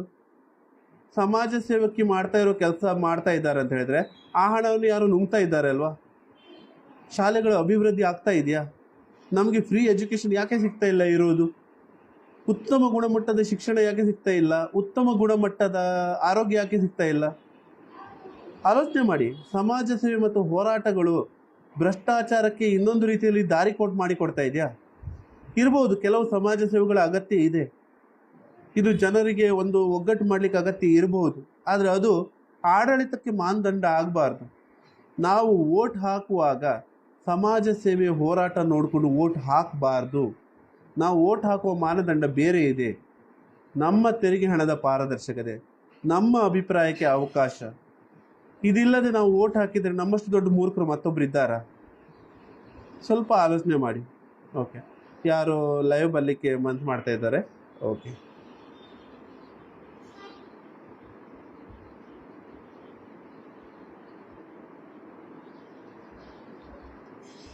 ಲೈವ್ಗೆ ಇನ್ವೈಟ್ ಮಾಡಿದ್ದೀನಿ, ಬಂದರೆ ಉತ್ತಮ. ಟೆಕ್ನಿಕಲ್ ಇಶ್ಯೂ ಇದ್ರೆ ಕೆಲವರಿಗೆ ಬರಲಿಕ್ಕೆ ಆಗಲ್ಲ.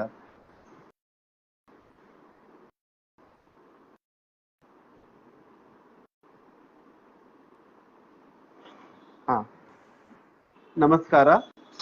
ನನ್ನ ಮಾತು ಕೇಳ್ತಾ ಇದೆಯಾ? ನಮಸ್ಕಾರ ಮೇಡಮ್. ನಮಸ್ಕಾರ ಮೇಡಮ್. ಸರ್ ನಮಸ್ಕಾರ. ಹಾ, ನಮಸ್ಕಾರ. ಹೇಳಿ ಮೇಡಮ್. ನನ್ನ ಕ್ಯಾಮೆರಾ ಅಷ್ಟೊಂದು ಕರೆಕ್ಟಾಗಿ ಕಾಣ್ತಾ ಇಲ್ಲ, ನಾನು ಆಫ್ ಮಾಡಬೇಕು ಕ್ಯಾಮೆರಾ. ನೀವು ಆಫ್ ಮಾಡ್ಲಿಕ್ಕೆ ಗೊತ್ತಿದ್ರೆ ಮಾಡಿ. Actually no sir, I don't have any idea. Okay, remove ಮಾಡ್ತೀನಿ. ಆಡಿಯೋ ಮೂಲಕ ಬನ್ನಿ ಪ್ಲೀಸ್ ಪ್ಲೀಸ್.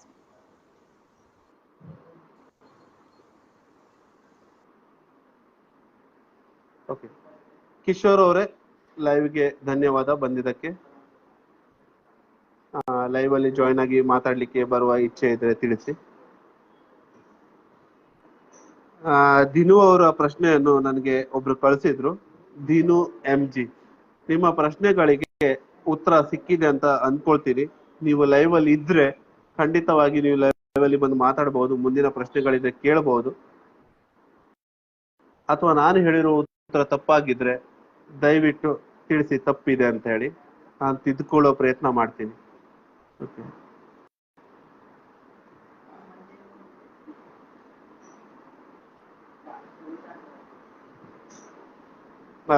ಕುಬೇರ್ ಅವರೇ, ನಿಮ್ಮನ್ನು ಪುನಃ ಆ್ಯಡ್ ಮಾಡಿದ್ದೀನಿ. ನೀವು ಬರಲಿಕ್ಕೆ ಸಾಧ್ಯ ಆದರೆ ಆಡಿಯೋ ಓನ್ಲಿ ಎಂದು ಸೆಲೆಕ್ಟ್ ಮಾಡಿಕೊಂಡು ಜಾಯಿನ್ ಆಗಿ.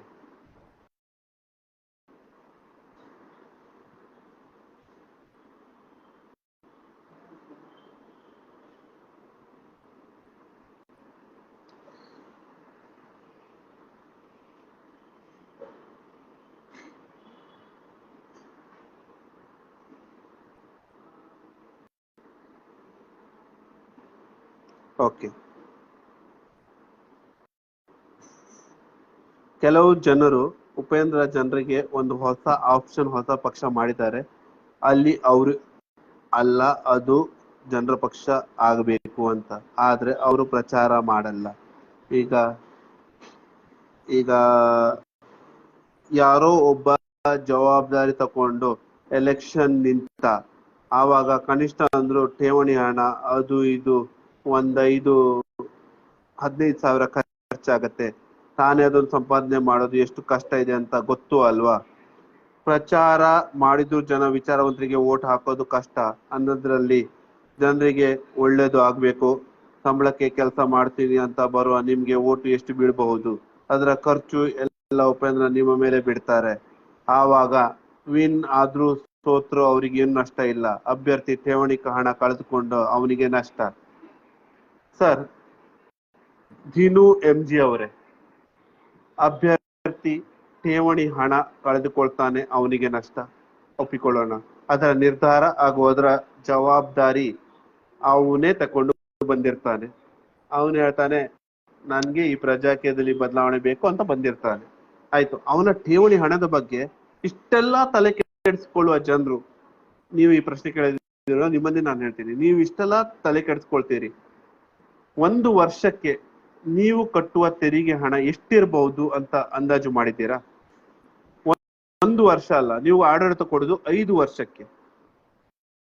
ಒಬ್ಬ ವ್ಯಕ್ತಿ ಸ್ವಲ್ಪ ದುಡಿದು ಉಳಿಸಿದ್ರೆ, ಒಬ್ಬ ಸಾಮಾನ್ಯ ವ್ಯಕ್ತಿ 5 ವರ್ಷಗಳಿಗೆ 15 ರಿಂದ 20 ಸಾವಿರ ಸೇವ್ ಮಾಡೋಕ್ಕಾಗಲ್ವಾ? ಅದು ಒಳ್ಳೆ ಉದ್ದೇಶಕ್ಕೆ ಅವನು ಸೇವ್ ಮಾಡಿ ಅದನ್ನು ಉಪಯೋಗಿಸ್ತಾ ಇದ್ದಾನ ಅಂತ ಹೇಳಿದ್ರೆ ಅದು ಒಂದು ಸಮಾಜ ಸೇವೆನೇ ಅಲ್ವಾ? ಅವನು ಕೆಲಸಕ್ಕೆ ಅರ್ಜಿ ಹಾಕ್ತಾ ಇದ್ದಾನೆ. ಆ ಕೆಲಸಕ್ಕೆ ಅರ್ಜಿ ಹಾಕಿರುವ ಹಣ ಸರ್ಕಾರಕ್ಕೆ ಹೋಗುತ್ತೆ. ಅಂದ್ರೆ ಆ ಕೆಲಸ ಕೊಡ್ಲಿಕ್ಕೆ ಆಗುವ ಖರ್ಚು ವೆಚ್ಚಗಳು, ಠೇವಣಿ ಹಣ ಅದು ಅಲ್ವಾ? ಈಗ ಆ ಹಣ, ಅದರ ಬಗ್ಗೆ ನೀವು ತಲೆ ಕೆಡಿಸ್ಕೊಳ್ತಾ ಇದ್ರಿ. ನಿಮ್ಮದೇ ತೆರಿಗೆ ಹಣ ಕನಿಷ್ಠ ವರ್ಷಕ್ಕೆ 15 ಸಾವಿರಕ್ಕಿಂತ ಮೇಲೆ ಇರುತ್ತೆ ಅಲ್ವಾ? 5 ವರ್ಷಗಳಿಗೆ ಲಕ್ಷದಲ್ಲಿ ಇರುತ್ತೆ ಅಲ್ವಾ? ಆ ಹಣದ ಬಗ್ಗೆ ಯಾಕೆ ನೀವು ತಲೆ ಕೆಡಿಸ್ಕೊಳ್ತಾ ಇಲ್ಲ? ಈ ಪ್ರಶ್ನೆ ಕೇಳುವ ಪ್ರತಿಯೊಬ್ಬ ಪ್ರಜೆಗೂ ನಾನು ಹೇಳೋದು, ವಿಚಾರವಂತಿಗೆ ಪ್ರಜೆಗಳು ವೋಟ್ ಹಾಕಲ್ಲ. ಯಾರು ವೋಟ್ ಹಾಕಲ್ಲ? ವಿಚಾರವಂತರು ವೋಟ್ ಹಾಕ್ತಾರೆ ಅಲ್ವಾ? ವಿಚಾರವಂತರ ಸೃಷ್ಟಿ ನಮ್ಮ ಜವಾಬ್ದಾರಿ ಆಗಿರ್ಬೇಕು ಅಲ್ವಾ? ನಾನೊಬ್ಬ ವೋಟ್ ಹಾಕಿ ಏನಾಗುತ್ತೆ? ನನ್ನೊಬ್ಬ ಓಟ್ನಿಂದ ಸರ್ಕಾರ ಬದಲಾಗುತ್ತೆ.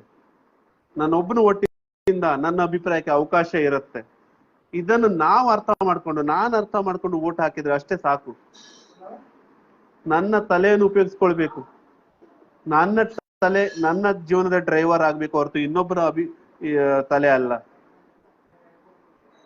ಅಲ್ವಾ? ಏನ್ ಹೇಳ್ತೀರಿ? ನಿಮ್ಮ ಪ್ರಶ್ನೆಗೆ ಉತ್ತರ ಸಿಕ್ಕಿರ್ಬೋದು ಅಂದ್ಕೊಳ್ತೀರಿ. ನೀವು ಓಟ್ ಹಾಕ್ಬೇಡಿ ಸರ್, ನೀವು ಚುನಾವಣೆಗೆ ನಿಲ್ಬೇಡಿ, ನೀವು ಪ್ರಜಾಪ್ರಭು ಆಗಿರಿ. 15 ಸಾವಿರ ಡೆಪಾಸಿಟ್ ಕಟ್ಟಿ ಬರ್ತಾನಲ್ವಾ, ಅವನಿಂದ ಕೆಲಸ ಮಾಡಿಸಿಕೊಳ್ಳುವ ಶಕ್ತಿಯಿಂದ ಮುಂದೆ ಬನ್ನಿ. ನೀವು ಪ್ರತಿಯೊಬ್ಬ ಪ್ರಜೆಗೂ ನಾನು ಹೇಳೋದಿದೆ, ನಿಮ್ಗೆ ಸಾಧ್ಯವಿಲ್ವಾ? ಮಾಡಬೇಡಿ. ಯಾರಿಗೆ ಕೆಲಸ ಇಲ್ಲ ಇದೆ ಅಲ್ವಾ, ಅವನು ಬಂದು ಕೆಲಸ ಮಾಡ್ತಾನೆ, ಒಂದು ಉದ್ಯೋಗ ಹುಡುಕ್ತಾನೆ. ಅವನಿಗೆ ಉದ್ಯೋಗ ಕೊಡ್ಲಿಕ್ಕಾದ್ರೂ ನೀವು ಉತ್ತಮ ವಿಚಾರಕ್ಕೆ ಓಟ್ ಹಾಕಿ. ಅವನು ನಿಮ್ಮ ಕೆಲಸಗಾರ ಆಗಿರ್ತಾನೆ. ನೀವು ಬಾಸ್ ಅನ್ನೋದನ್ನು ಮರಿಬೇಡಿ, ಆಯ್ತಾ? ಕಿಶೋರ್ ಅವರೇ, ನೀವು ಲೈವ್ ಬರ್ಲಿಕ್ಕೆ ಸಾಧ್ಯ ಇದ್ರೆ ಹೇಳಿ, ಕರ್ಕೊಳ್ತೀನಿ ನಿಮ್ಮನ್ನ. ಹಾ, ಓಕೆ. ಕುಬೇರ್ ಅವರಿಂದ ಇನ್ನೊಂದು ಪ್ರಶ್ನೆ ಬಂದಿದೆ. ಕುಬೇರ್ ಅವರೇ, ನೀವು ಲೈವ್ ಅಲ್ಲಿ ಬಂದು ಮಾತಾಡ್ಲಿಕ್ಕೆ ಸಾಧ್ಯ ಇದ್ರೆ ಬನ್ನಿ. ಆಡಿಯೋ ಮಾತ್ರ ಆಪ್ಷನ್ ಇರುತ್ತೆ. ಆದ್ರೆ ನಿಮ್ಮ ಪ್ರಶ್ನೆಗೆ ಈಗ ಉತ್ತರ ಕೊಡ್ತೀನಿ. ಇದರಲ್ಲಿ ಕ್ಯಾಶ್ ಇನ್ವಾಲ್ವ್ಮೆಂಟ್ ಹೇಗೆ, ಅಂದ್ರೆ ಎಕ್ಸ್ಪೆನ್ಸಸ್ ಹೇಗೆ ಮಾಡ್ತೀರಾ, ಯಾರು ಮಾಡ್ಬೇಕು, ರಿಟರ್ನ್ ಸಿಗೋದು ಏನು? ಓಕೆ, ಒಳ್ಳೊಳ್ಳೆ ಪ್ರಶ್ನೆಗಳನ್ನೇ ಕೇಳ್ತಾ ಇದ್ದೀರಿ ಕುಬೇರ್ ಅವರೇ. ಕ್ಯಾಶ್ ಇನ್ವಾಲ್ವ್ಮೆಂಟ್ ಅನ್ನೋದಕ್ಕಿಂತ ಮೊದಲು ಇಲ್ಲಿ ಮಾಲೀಕ ಯಾರು ಅನ್ನೋದನ್ನ ನಾವು ತಿಳ್ಕೊಳ್ಬೇಕು. ಆಡಳಿತ ವ್ಯವಸ್ಥೆಯಲ್ಲಿ, ಪ್ರಜಾಪ್ರಭುತ್ವ ವ್ಯವಸ್ಥೆಯಲ್ಲಿ ಪ್ರಜೆಗಳೇ ಮಾಲೀಕ. ಒಬ್ಬ ಪ್ರಜೆ ತನ್ನ ತೆರಿಗೆ ಹಣವನ್ನು, ತನ್ನ ಸಂಪತ್ತನ್ನು ಸರ್ಕಾರಕ್ಕೆ ಕೊಡ್ತಾ ಇದ್ದಾನೆ ಅಂದ್ರ ಮೇಲೆ ಅದಕ್ಕೆ ಅವನಿಗೆ ರಿಟರ್ನ್ ಸಿಗ್ಬೇಕು. ಅದು ಇವತ್ತಿನ ದಿನ 100 ರೂಪಾಯಿ ಮಾಡಿದ್ರೆ ಎಷ್ಟು ರೂಪಾಯಿ ರಿಟರ್ನ್ ಸಿಗ್ತಾ ಇದೆ ಅಂತ ಎಲ್ರಿಗೂ ಗೊತ್ತಿದೆ. ಅಂದ್ರೆ ಭ್ರಷ್ಟಾಚಾರ ಅನ್ನೋದು ಗೊತ್ತಿದೆ. ಭ್ರಷ್ಟಾಚಾರಕ್ಕೆ ಮೂಲ ಕಾರಣ ಏನು? ಅದೇ ನಮ್ಮ ಹಣ. ನಮ್ಮ ಹಣವನ್ನು ಕಬಳಿಸ್ಲಿಕ್ಕೆ ಅಥವಾ ಆ ಪ್ರತಿಷ್ಠೆ ಪಡಿಲಿಕ್ಕೋಸ್ಕರ ಭ್ರಷ್ಟಾಚಾರ ನಡೀತಿದೆ, ಸರಿ ಅಲ್ವಾ? ಅದು ಭ್ರಷ್ಟಾಚಾರ ನಡೀಲಿಕ್ಕೆ ಪ್ರಜೆಗಳಾದ ನಮ್ಮನ್ನು ಭಾವನಾತ್ಮಕವಾಗಿ ಹಿಡ್ಕೊಳ್ಳಿಕ್ಕೆ ಹಣ, ಹೆಂಡ, ಸಾರಾಯಿ ಎಲ್ಲ ಹಂಚುತ್ತಾರೆ, ಖರ್ಚು ಮಾಡ್ತಾರೆ, ಚುನಾವಣೆ ಮಾಡ್ತಾರೆ. ಹಾಗೆಯೇ ನಮ್ಮನ್ನು ಭಾವನಾತ್ಮಕವಾಗಿ ಹಿಡ್ಕೊಳ್ಳಿಕ್ಕೆ ರ್ಯಾಲಿ, ಬ್ಯಾನರ್ಗಳು ಹಾಗೂ ಮಾಧ್ಯಮಗಳ ಹಿಡಿತ, ಇದಕ್ಕೆಲ್ಲ ಖರ್ಚು ಮಾಡ್ತಾರೆ. ಈ ಖರ್ಚು ಮಾಡಿರೋದನ್ನು ಆಮೇಲೆ ರಿಟರ್ನ್ ತಗೊಳ್ತಾರಲ್ವ, ಆವಾಗಲೇ ಭ್ರಷ್ಟಾಚಾರ ಆಗುದಲ್ಲ. ಹಾಗಾಗಿ ಉತ್ತಮ ಪ್ರಜಾಕೀಯ ಪಕ್ಷದಲ್ಲಿ ನಗದು ರಹಿತ ಪಕ್ಷ, ಇಲ್ಲಿ ಕ್ಯಾಶ್ಲೆಸ್ ಅಂತ, ಪಾರ್ಟಿ ಫಂಡ್ ಅಂತ ಏನು ಇಲ್ಲ. ಅಂದ್ರೆ ಪಕ್ಷದ ಕಡೆಯಿಂದ ಅಭ್ಯರ್ಥಿಗಳಿಗಾಗ್ಲಿ ಚುನಾವಣೆಗಾಗಿ ಏನು ಖರ್ಚು ಮಾಡಲ್ಲ. ಆದ್ರೆ ಒಂದು ಪಕ್ಷ ನಡೆಸಲಿಕ್ಕೆ ಒಂದು ಅಗತ್ಯತೆಯ ಖರ್ಚುಗಳು ಇರುತ್ತೆ. ಪಕ್ಷದ ವೆಬ್ಸೈಟ್ ಇದೆ, ಅದಕ್ಕೆ ಖರ್ಚುಗಳು ಇರುತ್ತೆ. ಇದನ್ನು ಉಪೇಂದ್ರರವರು ತಮ್ಮ ಸ್ವ ಇಚ್ಛೆಯಿಂದ ಹಾಕ್ತಾ ಇದ್ದಾರೆ, ಹಾಗೂ ಇದನ್ನು ಅವರು ಪಾರದರ್ಶಕವಾಗಿ ವೆಬ್ಸೈಟ್ ಅಲ್ಲಿ ಹೇಳಿಕೊಂಡಿದ್ದಾರೆ. ಬೇರೆ ಯಾರು ಯಾವುದೇ ಖರ್ಚು ಮಾಡ್ತಿಲ್ಲ. ಪ್ರಜಾಪ್ರತಿನಿಧಿಯಾಗಿ ಬರುವ ಅಭ್ಯರ್ಥಿಗಳು ತಮ್ಮ ಡೆಪಾಸಿಟ್ ಹಣವನ್ನು ತಾವೇ ಭರಿಸ್ತಾರೆ, ಅದನ್ನು ಸರ್ಕಾರಕ್ಕೆ ಹೋಗುತ್ತೆ. ಹಾಗೆಯೇ ಪಕ್ಷದ ಅಗತ್ಯದ ಖರ್ಚುಗಳನ್ನು ಉಪೇಂದ್ರ ಅವರು ಮಾಡ್ತಾ ಇದ್ದಾರೆ. ಉಪೇಂದ್ರ ಅವರು ಯಾಕೆ ಮಾಡ್ತಾ ಇದ್ದಾರೆ? ಅವರು ಹೇಳುವ ಪ್ರಕಾರ, ನಾನು ಇಷ್ಟು ಒಂದು ಪ್ರಸಿದ್ಧಿ ಅಥವಾ ಒಂದು ಒಂದು ಸೆಲೆಬ್ರಿಟಿ ಎನ್ನುವ ಸ್ಥಾನಕ್ಕೆ ಹೋಗಿರುವುದು ಇದೇ ಜನರಿಂದ. ನನಗೊಂದು ಮನಃಶಾಂತಿ, ನನಗೊಂದು ಅದರಲ್ಲಿ ಸಂತೋಷ ಸಿಗತ್ತೆ, ಅದಕ್ಕಂತ ಮಾಡ್ತಾ ಇದ್ದಾರೆ. ಇವತ್ತಿನ ದಿನ, ನಾಳೆ ದಿನ ಈಗ ಪಕ್ಷ ಶುರು ಆಗಿದೆ, ಅದೆಲ್ಲ ಇಲ್ದಿದ್ರು ಸಹ ಮಿನಿಮಮ್ ಖರ್ಚುಗಳಿಂದ, ಅಂದ್ರೆ ವೆಬ್ಸೈಟ್ ಇಲ್ದಿದ್ರು ಸಹ ಪ್ರಜಾಕೀಯ ಪಕ್ಷ ನಡೀತದೆ ಎನ್ನುವ ನಂಬಿಕೆ ನನಗಿದೆ. ಯಾಕಂದ್ರೆ ಪ್ರಜೆಗಳು ಜವಾಬ್ದಾರಿ ತಗೊಳ್ತಾ ಇದ್ದಾರೆ. ಓಕೆ, ಕಿಶೋರ್ ಅವರು ಲೈವ್ ಬರ್ಲಿಕ್ಕೆ ಇಚ್ಛೆ ಪಡ್ತಾ ಇದ್ದಾರೆ, ಅವರನ್ನ ತಗೊಳ್ತೀನಿ. ಮತ್ತೆ ಯಾರಾದ್ರೂ ಬರೋದಿದ್ರೆ ಖಂಡಿತ ಬರ್ಬೋದು. ತುಂಬಾ ಸಂತೋಷ. ತಮ್ಮ ಪ್ರಶ್ನೆಗಳೊಂದಿಗೆ ಬನ್ನಿ, ನಾನು ಅಂತ ಉತ್ತರ ಕೊಡ್ಲಿಕ್ಕೆ ಪ್ರಯತ್ನ ಮಾಡ್ತೀನಿ. ಕಿಶೋರ್ ಅವರೇ, ನಿಮ್ಗೆ ಇನ್ವೈಟ್ ಕಳಿಸಿದ್ದೀನಿ, ಸಾಧ್ಯ ಆದ್ರೆ ಜಾಯಿನ್ ಆಗಿ ಮಾತಾಡೋಣ. ಈ ಲೈವ್ ನ ಮುಖ್ಯ ಉದ್ದೇಶ, ಎಷ್ಟು ಜನರಾಗ್ತಾರೋ ಅವರು ಮುಂದೆ ಬಂದು ಮಾತಾಡ್ಲಿ ಎನ್ನುವುದೇ ನನ್ನ ಉದ್ದೇಶ. ಹೀಗೆ ಮುಂದೆ ಬಂದು ಮಾತಾಡಿದಾಗ ಒಂದು ಆತ್ಮವಿಶ್ವಾಸ ಬೆಳೀತದೆ. ಪ್ರಜಾಕೀಯ ಸಕ್ಸಸ್ ಇರುವುದೇ ಇಂಡಿವಿಜುವಲ್ ಕಾನ್ಫಿಡೆನ್ಸ್ ಅಲ್ಲಿ, ಅಂದ್ರೆ ನನ್ನ ಆತ್ಮವಿಶ್ವಾಸ. ಕೆಲವು ವರ್ಷಗಳ ಹಿಂದೆ ನನ್ಗೆ 4 ಜನರ ಮುಂದೆ ಮಾತಾಡುವ ಶಕ್ತಿ ಇರಲಿಲ್ಲ. ಇವತ್ತು ನಾನು ಲೈವ್ ಬಂದು ನಿಮ್ ಜೊತೆ ಮಾತಾಡ್ತಾ ಇದ್ದೀನಿ. ಯಾಕೆ ಅಂತ ಹೇಳಿದ್ರೆ, ಪ್ರಜಾಕೀಯ ನನಗೆ ಕಲಿಸಿರೋದು ಪ್ರಾಮಾಣಿಕತೆ ಶಕ್ತಿ, ಸತ್ಯದ ಶಕ್ತಿ, ಹಾಗೂ ನನಗೆ ತಿಳಿದುಕೊಳ್ಳುವ ಇಚ್ಛೆ ಇರೋದ್ರಿಂದ ನಾನು ಮುಂದೆ ಒಂದು ಮಾತಾಡ್ತೀನಿ, ಹಾಗೂ ಉಳಿದವರು ನನಗೆ ತಿಳಿಸ್ತಾರೆ. ತಪ್ಪಾಗಿದ್ರೆ ನಾನು ತಿದ್ದುಕೊಳ್ಳುವ ಮನಸ್ಥಿತಿಯನ್ನು ಹೊಂದಿದ್ದೇನೆ. ಆದ್ರೆ ಇಲ್ಲಿಯ ತನಕ ಪ್ರಜಾಕೀಯ ನನಗೆ ಯಾವತ್ತೂ ಸೋಲ್ಲಿಕ್ಕೆ ಬಿಡ್ಲಿಲ್ಲ. ಪ್ರತಿದಿನ ನಾನು ಪ್ರಜಾಕೀಯದಿಂದ ಗೆಲ್ತಾ ಇದ್ದೀನಿ. ಅಂದ್ರೆ ಆ ಪ್ರಜಾಕೀಯ ವಿಚಾರಗಳ ಶಕ್ತಿನೇ ಅಂತಹದ್ದು. ಅದರಲ್ಲಿ ಯಾರಾದ್ರೂ ನನ್ಗೆ ಇವತ್ತು ಕೇಳಿದ್ರೆ, ಪ್ರಜಾಕೀಯ ನನಗೆ ವಿವರಿಸಿ ಹೇಳು, ನಾನು ಹೆಚ್ಚಾಗಿ ಹೇಳಕ್ಕೆ ಹೋಗಲ್ಲ. ತುಂಬಾ ಸಿಂಪಲ್ ಆಗಿ ಹೇಳೋದಾದ್ರೆ, ಉತ್ತಮ ಪ್ರಜಾಕೀಯ ಪಕ್ಷದ ವೆಬ್ಸೈಟ್ಗೆ ಹೋಗಿ ನೋಡು. ಅಲ್ಲಿ ನಿನ್ನ ಎಲ್ಲಾ ಪ್ರಶ್ನೆಗಳಿಗೆ, ಪ್ರಜಾಕೀಯದ ಬಗೆಗಿನ ಎಲ್ಲಾ ಪ್ರಶ್ನೆಗಳಿಗೆ, ಪ್ರಜಾಪ್ರಭುತ್ವದ ಬಗೆಗಿನ ಎಲ್ಲಾ ಪ್ರಶ್ನೆಗಳಿಗೆ ಉತ್ತರ ಇದೆ. ನೀನು ನೋಡುವ ಜವಾಬ್ದಾರಿ ತಗೊಳ್ಬೇಕು ಅಷ್ಟೇ. ನೀನು ಜವಾಬ್ದಾರಿ ತಗೊಳ್ಳಿಲ್ಲ ಅಂದ್ರೆ, ನಾನು ನಿನ್ಗೆ ಬೆಳಗಿಂದ ಸಾಯಂಕಾಲ ತನಕ ಹೇಳಿದ್ರು, ಮುಂದಿನ 5 ವರ್ಷಗಳು ಹೇಳಿದ್ರು ನಿನಗೆ ಅರ್ಥ ಆಗಲ್ಲ. ಪ್ರಜಾಪ್ರಭುತ್ವ ವ್ಯವಸ್ಥೆಯಲ್ಲಿ ನಡೆಯುವುದೇ ಸಂವಿಧಾನದ ಪ್ರಕಾರ. ಸಂವಿಧಾನದ ಕಾಪಿ ಕೂಡ ಪ್ರತಿಯೊಂದು ಭಾಷೆಯಲ್ಲಿ ಅಲ್ಲಿ ಇದೆ. ಭಾರತದ ಯಾವ್ಯಾವ ಭಾಷೆಯಲ್ಲಿ ಸಂವಿಧಾನ ಬರ್ಲಿಕ್ಕೆ ಸಾಧ್ಯ ಇದೆಯೋ ಅದು ಕೂಡ ಅಲ್ಲಿದೆ. ಚುನಾವಣೆ ಸಮಯದಲ್ಲಿ ಅಭ್ಯರ್ಥಿಗಳ ಮಾಹಿತಿ ಕೂಡ ಅಲ್ಲಿ ಇರುತ್ತೆ, ಅವರಿಗೆ ಬಂದಿರುವ ಶಿಫಾರಸುಗಳು ಕೂಡ ಅಲ್ಲಿ ಇರುತ್ತೆ. ಹಾಗಾಗಿ ದಯವಿಟ್ಟು ಪ್ರಜಾಕೀಯ ಅರ್ಥ ಮಾಡಿಕೊಳ್ಳಿಕ್ಕೆ ನೀವು ಪ್ರಜಾಕೀಯ ವೆಬ್ಸೈಟ್ಗೆ ಹೋಗಿ ನೋಡಬೇಕು. ಜವಾಬ್ದಾರಿ ತಕೊಂಡು ಮುಂದೆ ಬಂದು ನೀವೇ ಅಲ್ಲಿ ತಿಳ್ಕೊಳ್ಬೇಕು. PRAJAKEEYA.org. ಅದನ್ನು ಓದ್ಲಿಕ್ಕೆ ಆಗ್ಲಿಲ್ಲ ಅಂದ್ರೆ ಅಲ್ಲಿ ಒಂದು ಆಡಿಯೋ ಬಟನ್ ಇದೆ, ಆಡಿಯೋ ಬಟನ್ ಕ್ಲಿಕ್ ಮಾಡಿ ನೀವು ತಿಳ್ಕೊಳ್ಬಹುದು. ಹಾಗೇನೆ ಅಲ್ಲಿ ಪ್ರಜಾಕೀಯ ಪಕ್ಷದ ಕಾರ್ಯವೈಖರಿ ಇದೆ, ಅದನ್ನು ಇವತ್ತಿಂದಲೇ ನೋಡ್ಲಿಕ್ಕೆ ತಿಳ್ಕೊಳ್ಳಿಕ್ಕೆ ಪ್ರಯತ್ನ ಮಾಡಿ. ನಿಮ್ಮ ಜನಪ್ರತಿನಿಧಿ ಮಾಡುವ ಕೆಲಸಕ್ಕೂ ಹಾಗೂ ಪ್ರಜಾಕೀಯದಿಂದ ಆಡಳಿತಕ್ಕೆ ಬಂದ್ರೆ ಜನಪ್ರತಿನಿಧಿ ಮಾಡುವ ಕೆಲಸಕ್ಕೂ ಎಷ್ಟೊಂದು ವ್ಯತ್ಯಾಸ ಇದೆ ಅನ್ನೋದು ನಿಮ್ಗೆ ಅರ್ಥ ಆಗತ್ತೆ. ನಿಮ್ಮ ಜವಾಬ್ದಾರಿ ಏನು ಅಂತ ಹೇಳೋದು ನಿಮ್ಗೆ ಅರ್ಥ ಆಗತ್ತೆ. ಕಿಶೋರ್ ಅವರೇ, ನಿಮ್ಗೆ ಇನ್ವೈಟ್ ಕಳಿಸಿದ್ದೆ, ನಾನು ನಿಮ್ಮನ್ನ ಕರ್ಕೊಳ್ಲಿಕ್ಕೆ ಆಗ್ತಾ ಇಲ್ಲ. ಪುನಃ ನಾನು ಕಳಿಸ್ತೀನಿ. ನಿಮ್ಗೆ ಸಾಧ್ಯ ಆದ್ರೆ ನೀವೇ ಸೆಲೆಕ್ಟ್ ಮಾಡಿ ಬರ್ಲಿಕ್ಕೆ ಪ್ರಯತ್ನ ಪಡಿ.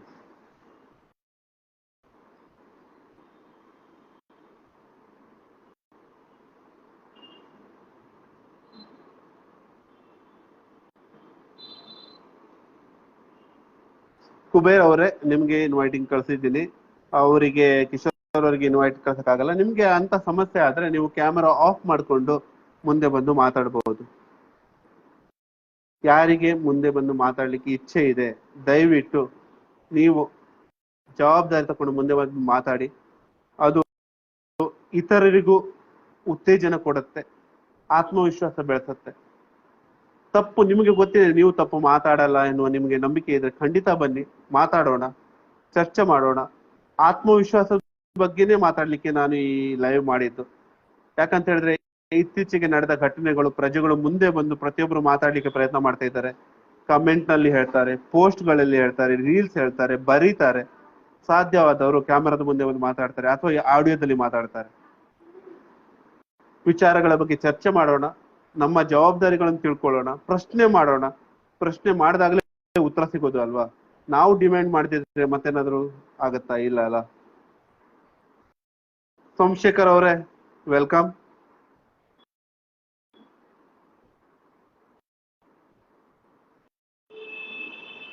ಕಿರಣ್ ಕುಮಾರ್ ಅಂತ ಒಬ್ರಿದ್ದಾರೆ, ಅವರಿಗೂ ಸಹ ಇನ್ವೈಟ್ ಕಳ್ಸಿದ್ದೀನಿ. ಮುಂದೆ ಬಂದು ಮಾತಾಡ್ಲಿಕ್ಕೆ ಇಚ್ಛೆ ಇದ್ರೆ ಖಂಡಿತ ಬನ್ನಿ. ಇಲ್ಲದಿದ್ರೆ ಸ್ವಲ್ಪ ಹೊತ್ತಿನಲ್ಲಿ ನಾನು ಲೈವ್ ಎಂಡ್ ಮಾಡ್ತೀನಿ. ಕಿರಣ್ ಕುಮಾರ್ ಅವರು ಡಿಕ್ಲೈನ್ ಮಾಡಿದ್ದಾರೆ. ಸರ್, ನಿಮ್ಮಲ್ಲಿ ಯಾವ್ದು ಪ್ರಶ್ನೆ ಇಲ್ಲ ಅಂತ ತಿಳ್ಕೊಳ್ತೀನಿ. ಯಾಕಂತ ಹೇಳಿದ್ರೆ ಜವಾಬ್ದಾರಿಯುತ ಪ್ರಜೆಗಳಿಗೆ ಯಾವುದೇ ಪ್ರಶ್ನೆಗಳು ತಲೆ ಕೆಡಿಸಲ್ಲ. ಖಂಡಿತ ಮತ್ತೆ ಯಾರಾದ್ರೂ ಇದ್ರೆ ಬರ್ಬೋದು ಮುಂದೆ.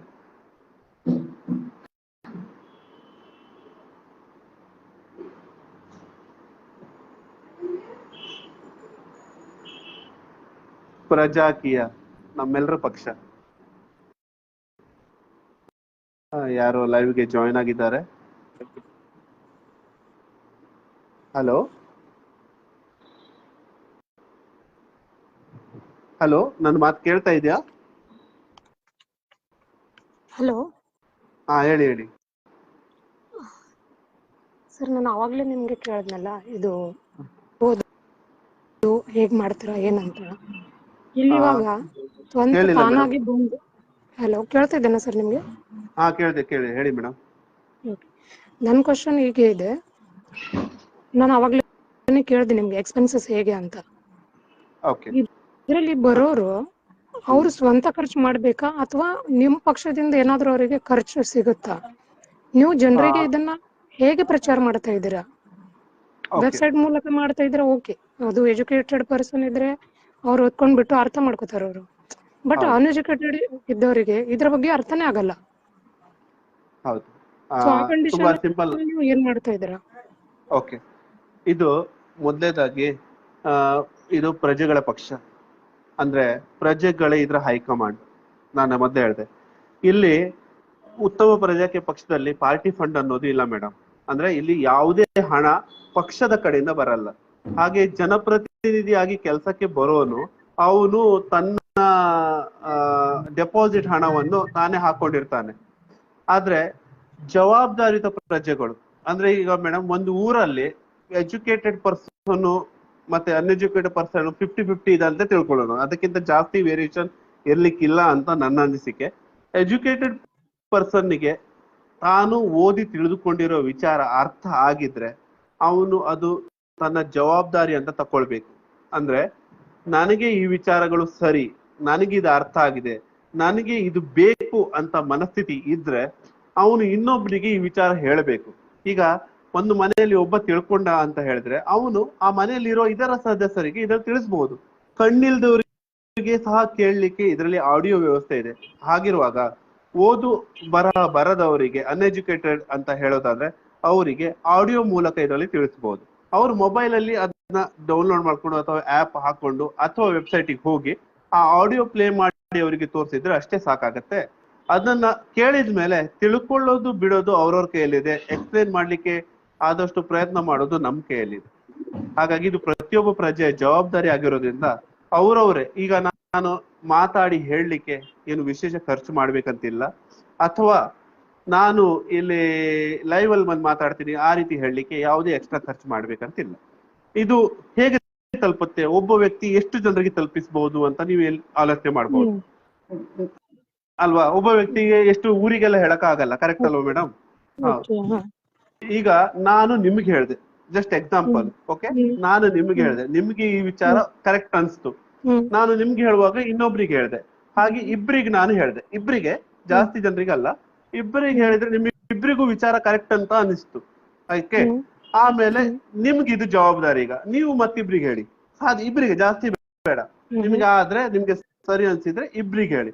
ಹೀಗೆ ಅವರಿಗೆ ಸರಿ ಅನ್ಸಿದ್ರೆ ಹಾಗೆ ಪ್ರತಿಯೊಬ್ಬರಿಗೂ ಸರಿ ಅನ್ಸ್ತಾ ಈಗ ಹೋದ್ರೆ 18 ದಿನಗಳಲ್ಲಿ ಒಂದು ಕ್ಷೇತ್ರದಲ್ಲಿ ಇರುವುದು ಸುಮಾರು 2.5 ಲಕ್ಷ ಜನ. 18 ದಿನಗಳಲ್ಲಿ ಇಡೀ ಕ್ಷೇತ್ರ ಕವರ್ ಮಾಡೋ ಕೆಪಾಸಿಟಿ ಇದಕ್ಕಾಗಿದೆ. ಅಂದ್ರೆ ಅವ್ರಿಗೆ ಸರಿ ಅನ್ಸ್ಬೇಕು. ನಿಮ್ಗೆ ಇದು ಒಪ್ಪಿಗೆ ಇಲ್ಲ ಆದ್ರೆ ನೀವು ಇನ್ನೊಬ್ರಿಗೆ ಹೇಳಿಕ್ ಹೋಗ್ಬೇಡಿ. ಯಾವಾಗ ನಿಮ್ಗೆ ಅರ್ಥ ಆಗಿ ಒಪ್ಪಿಗೆ ಬರುತ್ತೋ ಆವಾಗ ಇನ್ನೊಬ್ರಿಗೆ ಹೇಳಿ ಅಷ್ಟೇ.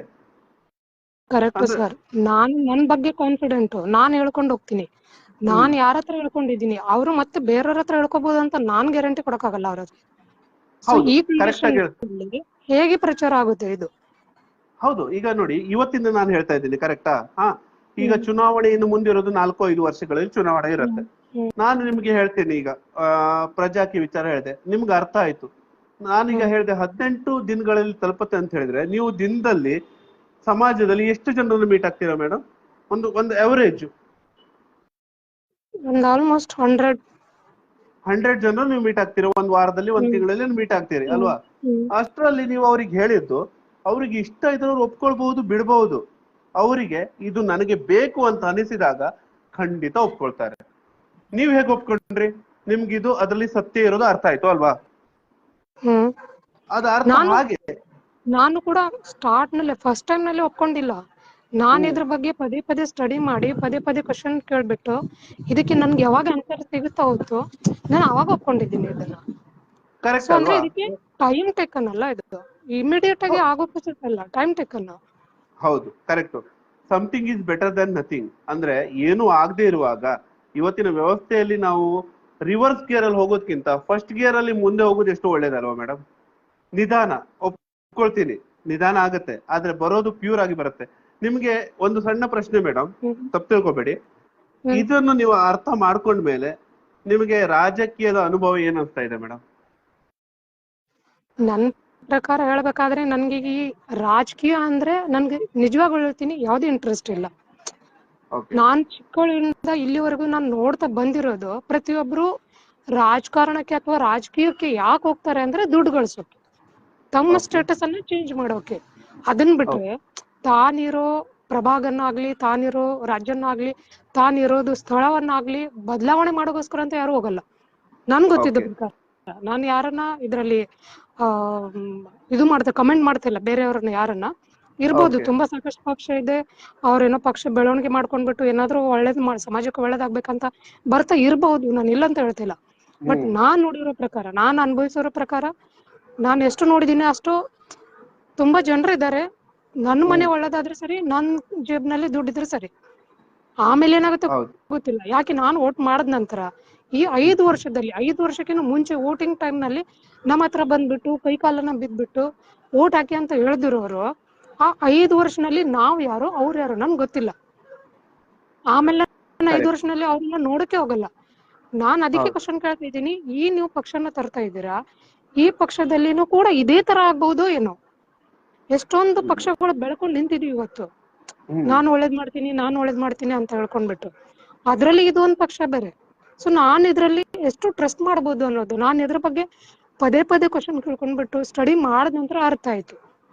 ಓಕೆ, ಇಲ್ಲಿ ನೋಡಿ ಮೇಡಮ್, ನೀವು ಒಂದ್ ಮಾತಾಡಿದ್ರಲ್ವಾ, ಎಲ್ರು ಬರ್ತಾ ಇರೋದು ದುಡ್ಡು ಮಾಡಕ್ಕೆ ಅಲ್ವಾ? ಒಂದು ಸಿಂಪಲ್ ವಿಷಯ. ಹೌದು, ದುಡ್ಡು ಬೇಕು, ದುಡ್ಡಿಲ್ದೆ ಬದುಕಕ್ ಆಗಲ್ಲ.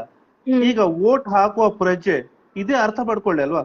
ನನ್ನ ದುಡ್ಡು ಎಲ್ಲಿ ಹೋಗ್ತಾ ಇದೆ? ಇವ್ರು ದುಡ್ಡು ಮಾಡ್ತಾ ಇದ್ದಾರೆ, ಬೇರೆಯವ್ರು ದುಡ್ಡು ಮಾಡ್ತಾ ಇದ್ದಾರೆ ಆದ್ರೆ ಅವ್ರು ಎಲ್ಲಿಂದ ದುಡ್ಡು ಮಾಡ್ತಾ ಇದ್ದಾರೆ, ಅಥವಾ ನನ್ನ ದುಡ್ಡು ಎಲ್ಲಿ ಹೋಗ್ತಾ ಇದೆ? ತಾರ್ಕಿಕ ಆಲೋಚನೆ. ಯಾರಾದ್ರೂ ನನಗೆ 1,000-2,000 ಕೊಟ್ಟು ವೋಟ್ ಮಾಡ ಅಂತ ಹೇಳ್ತಾ ಇದ್ದಾರೆ, ಯಾಕೆ ಹೇಳ್ತಾ ಇದ್ದಾರೆ? 5 ವರ್ಷ ಅವ್ರು ಏನ್ ಮಾಡ್ತಾರೆ ಆ ದುಡ್ಡಿಂದ? ನಾನು ಆ 2,000 ತಕೊಂಡು ಏನ್ ಮಾಡ್ತೀನಿ?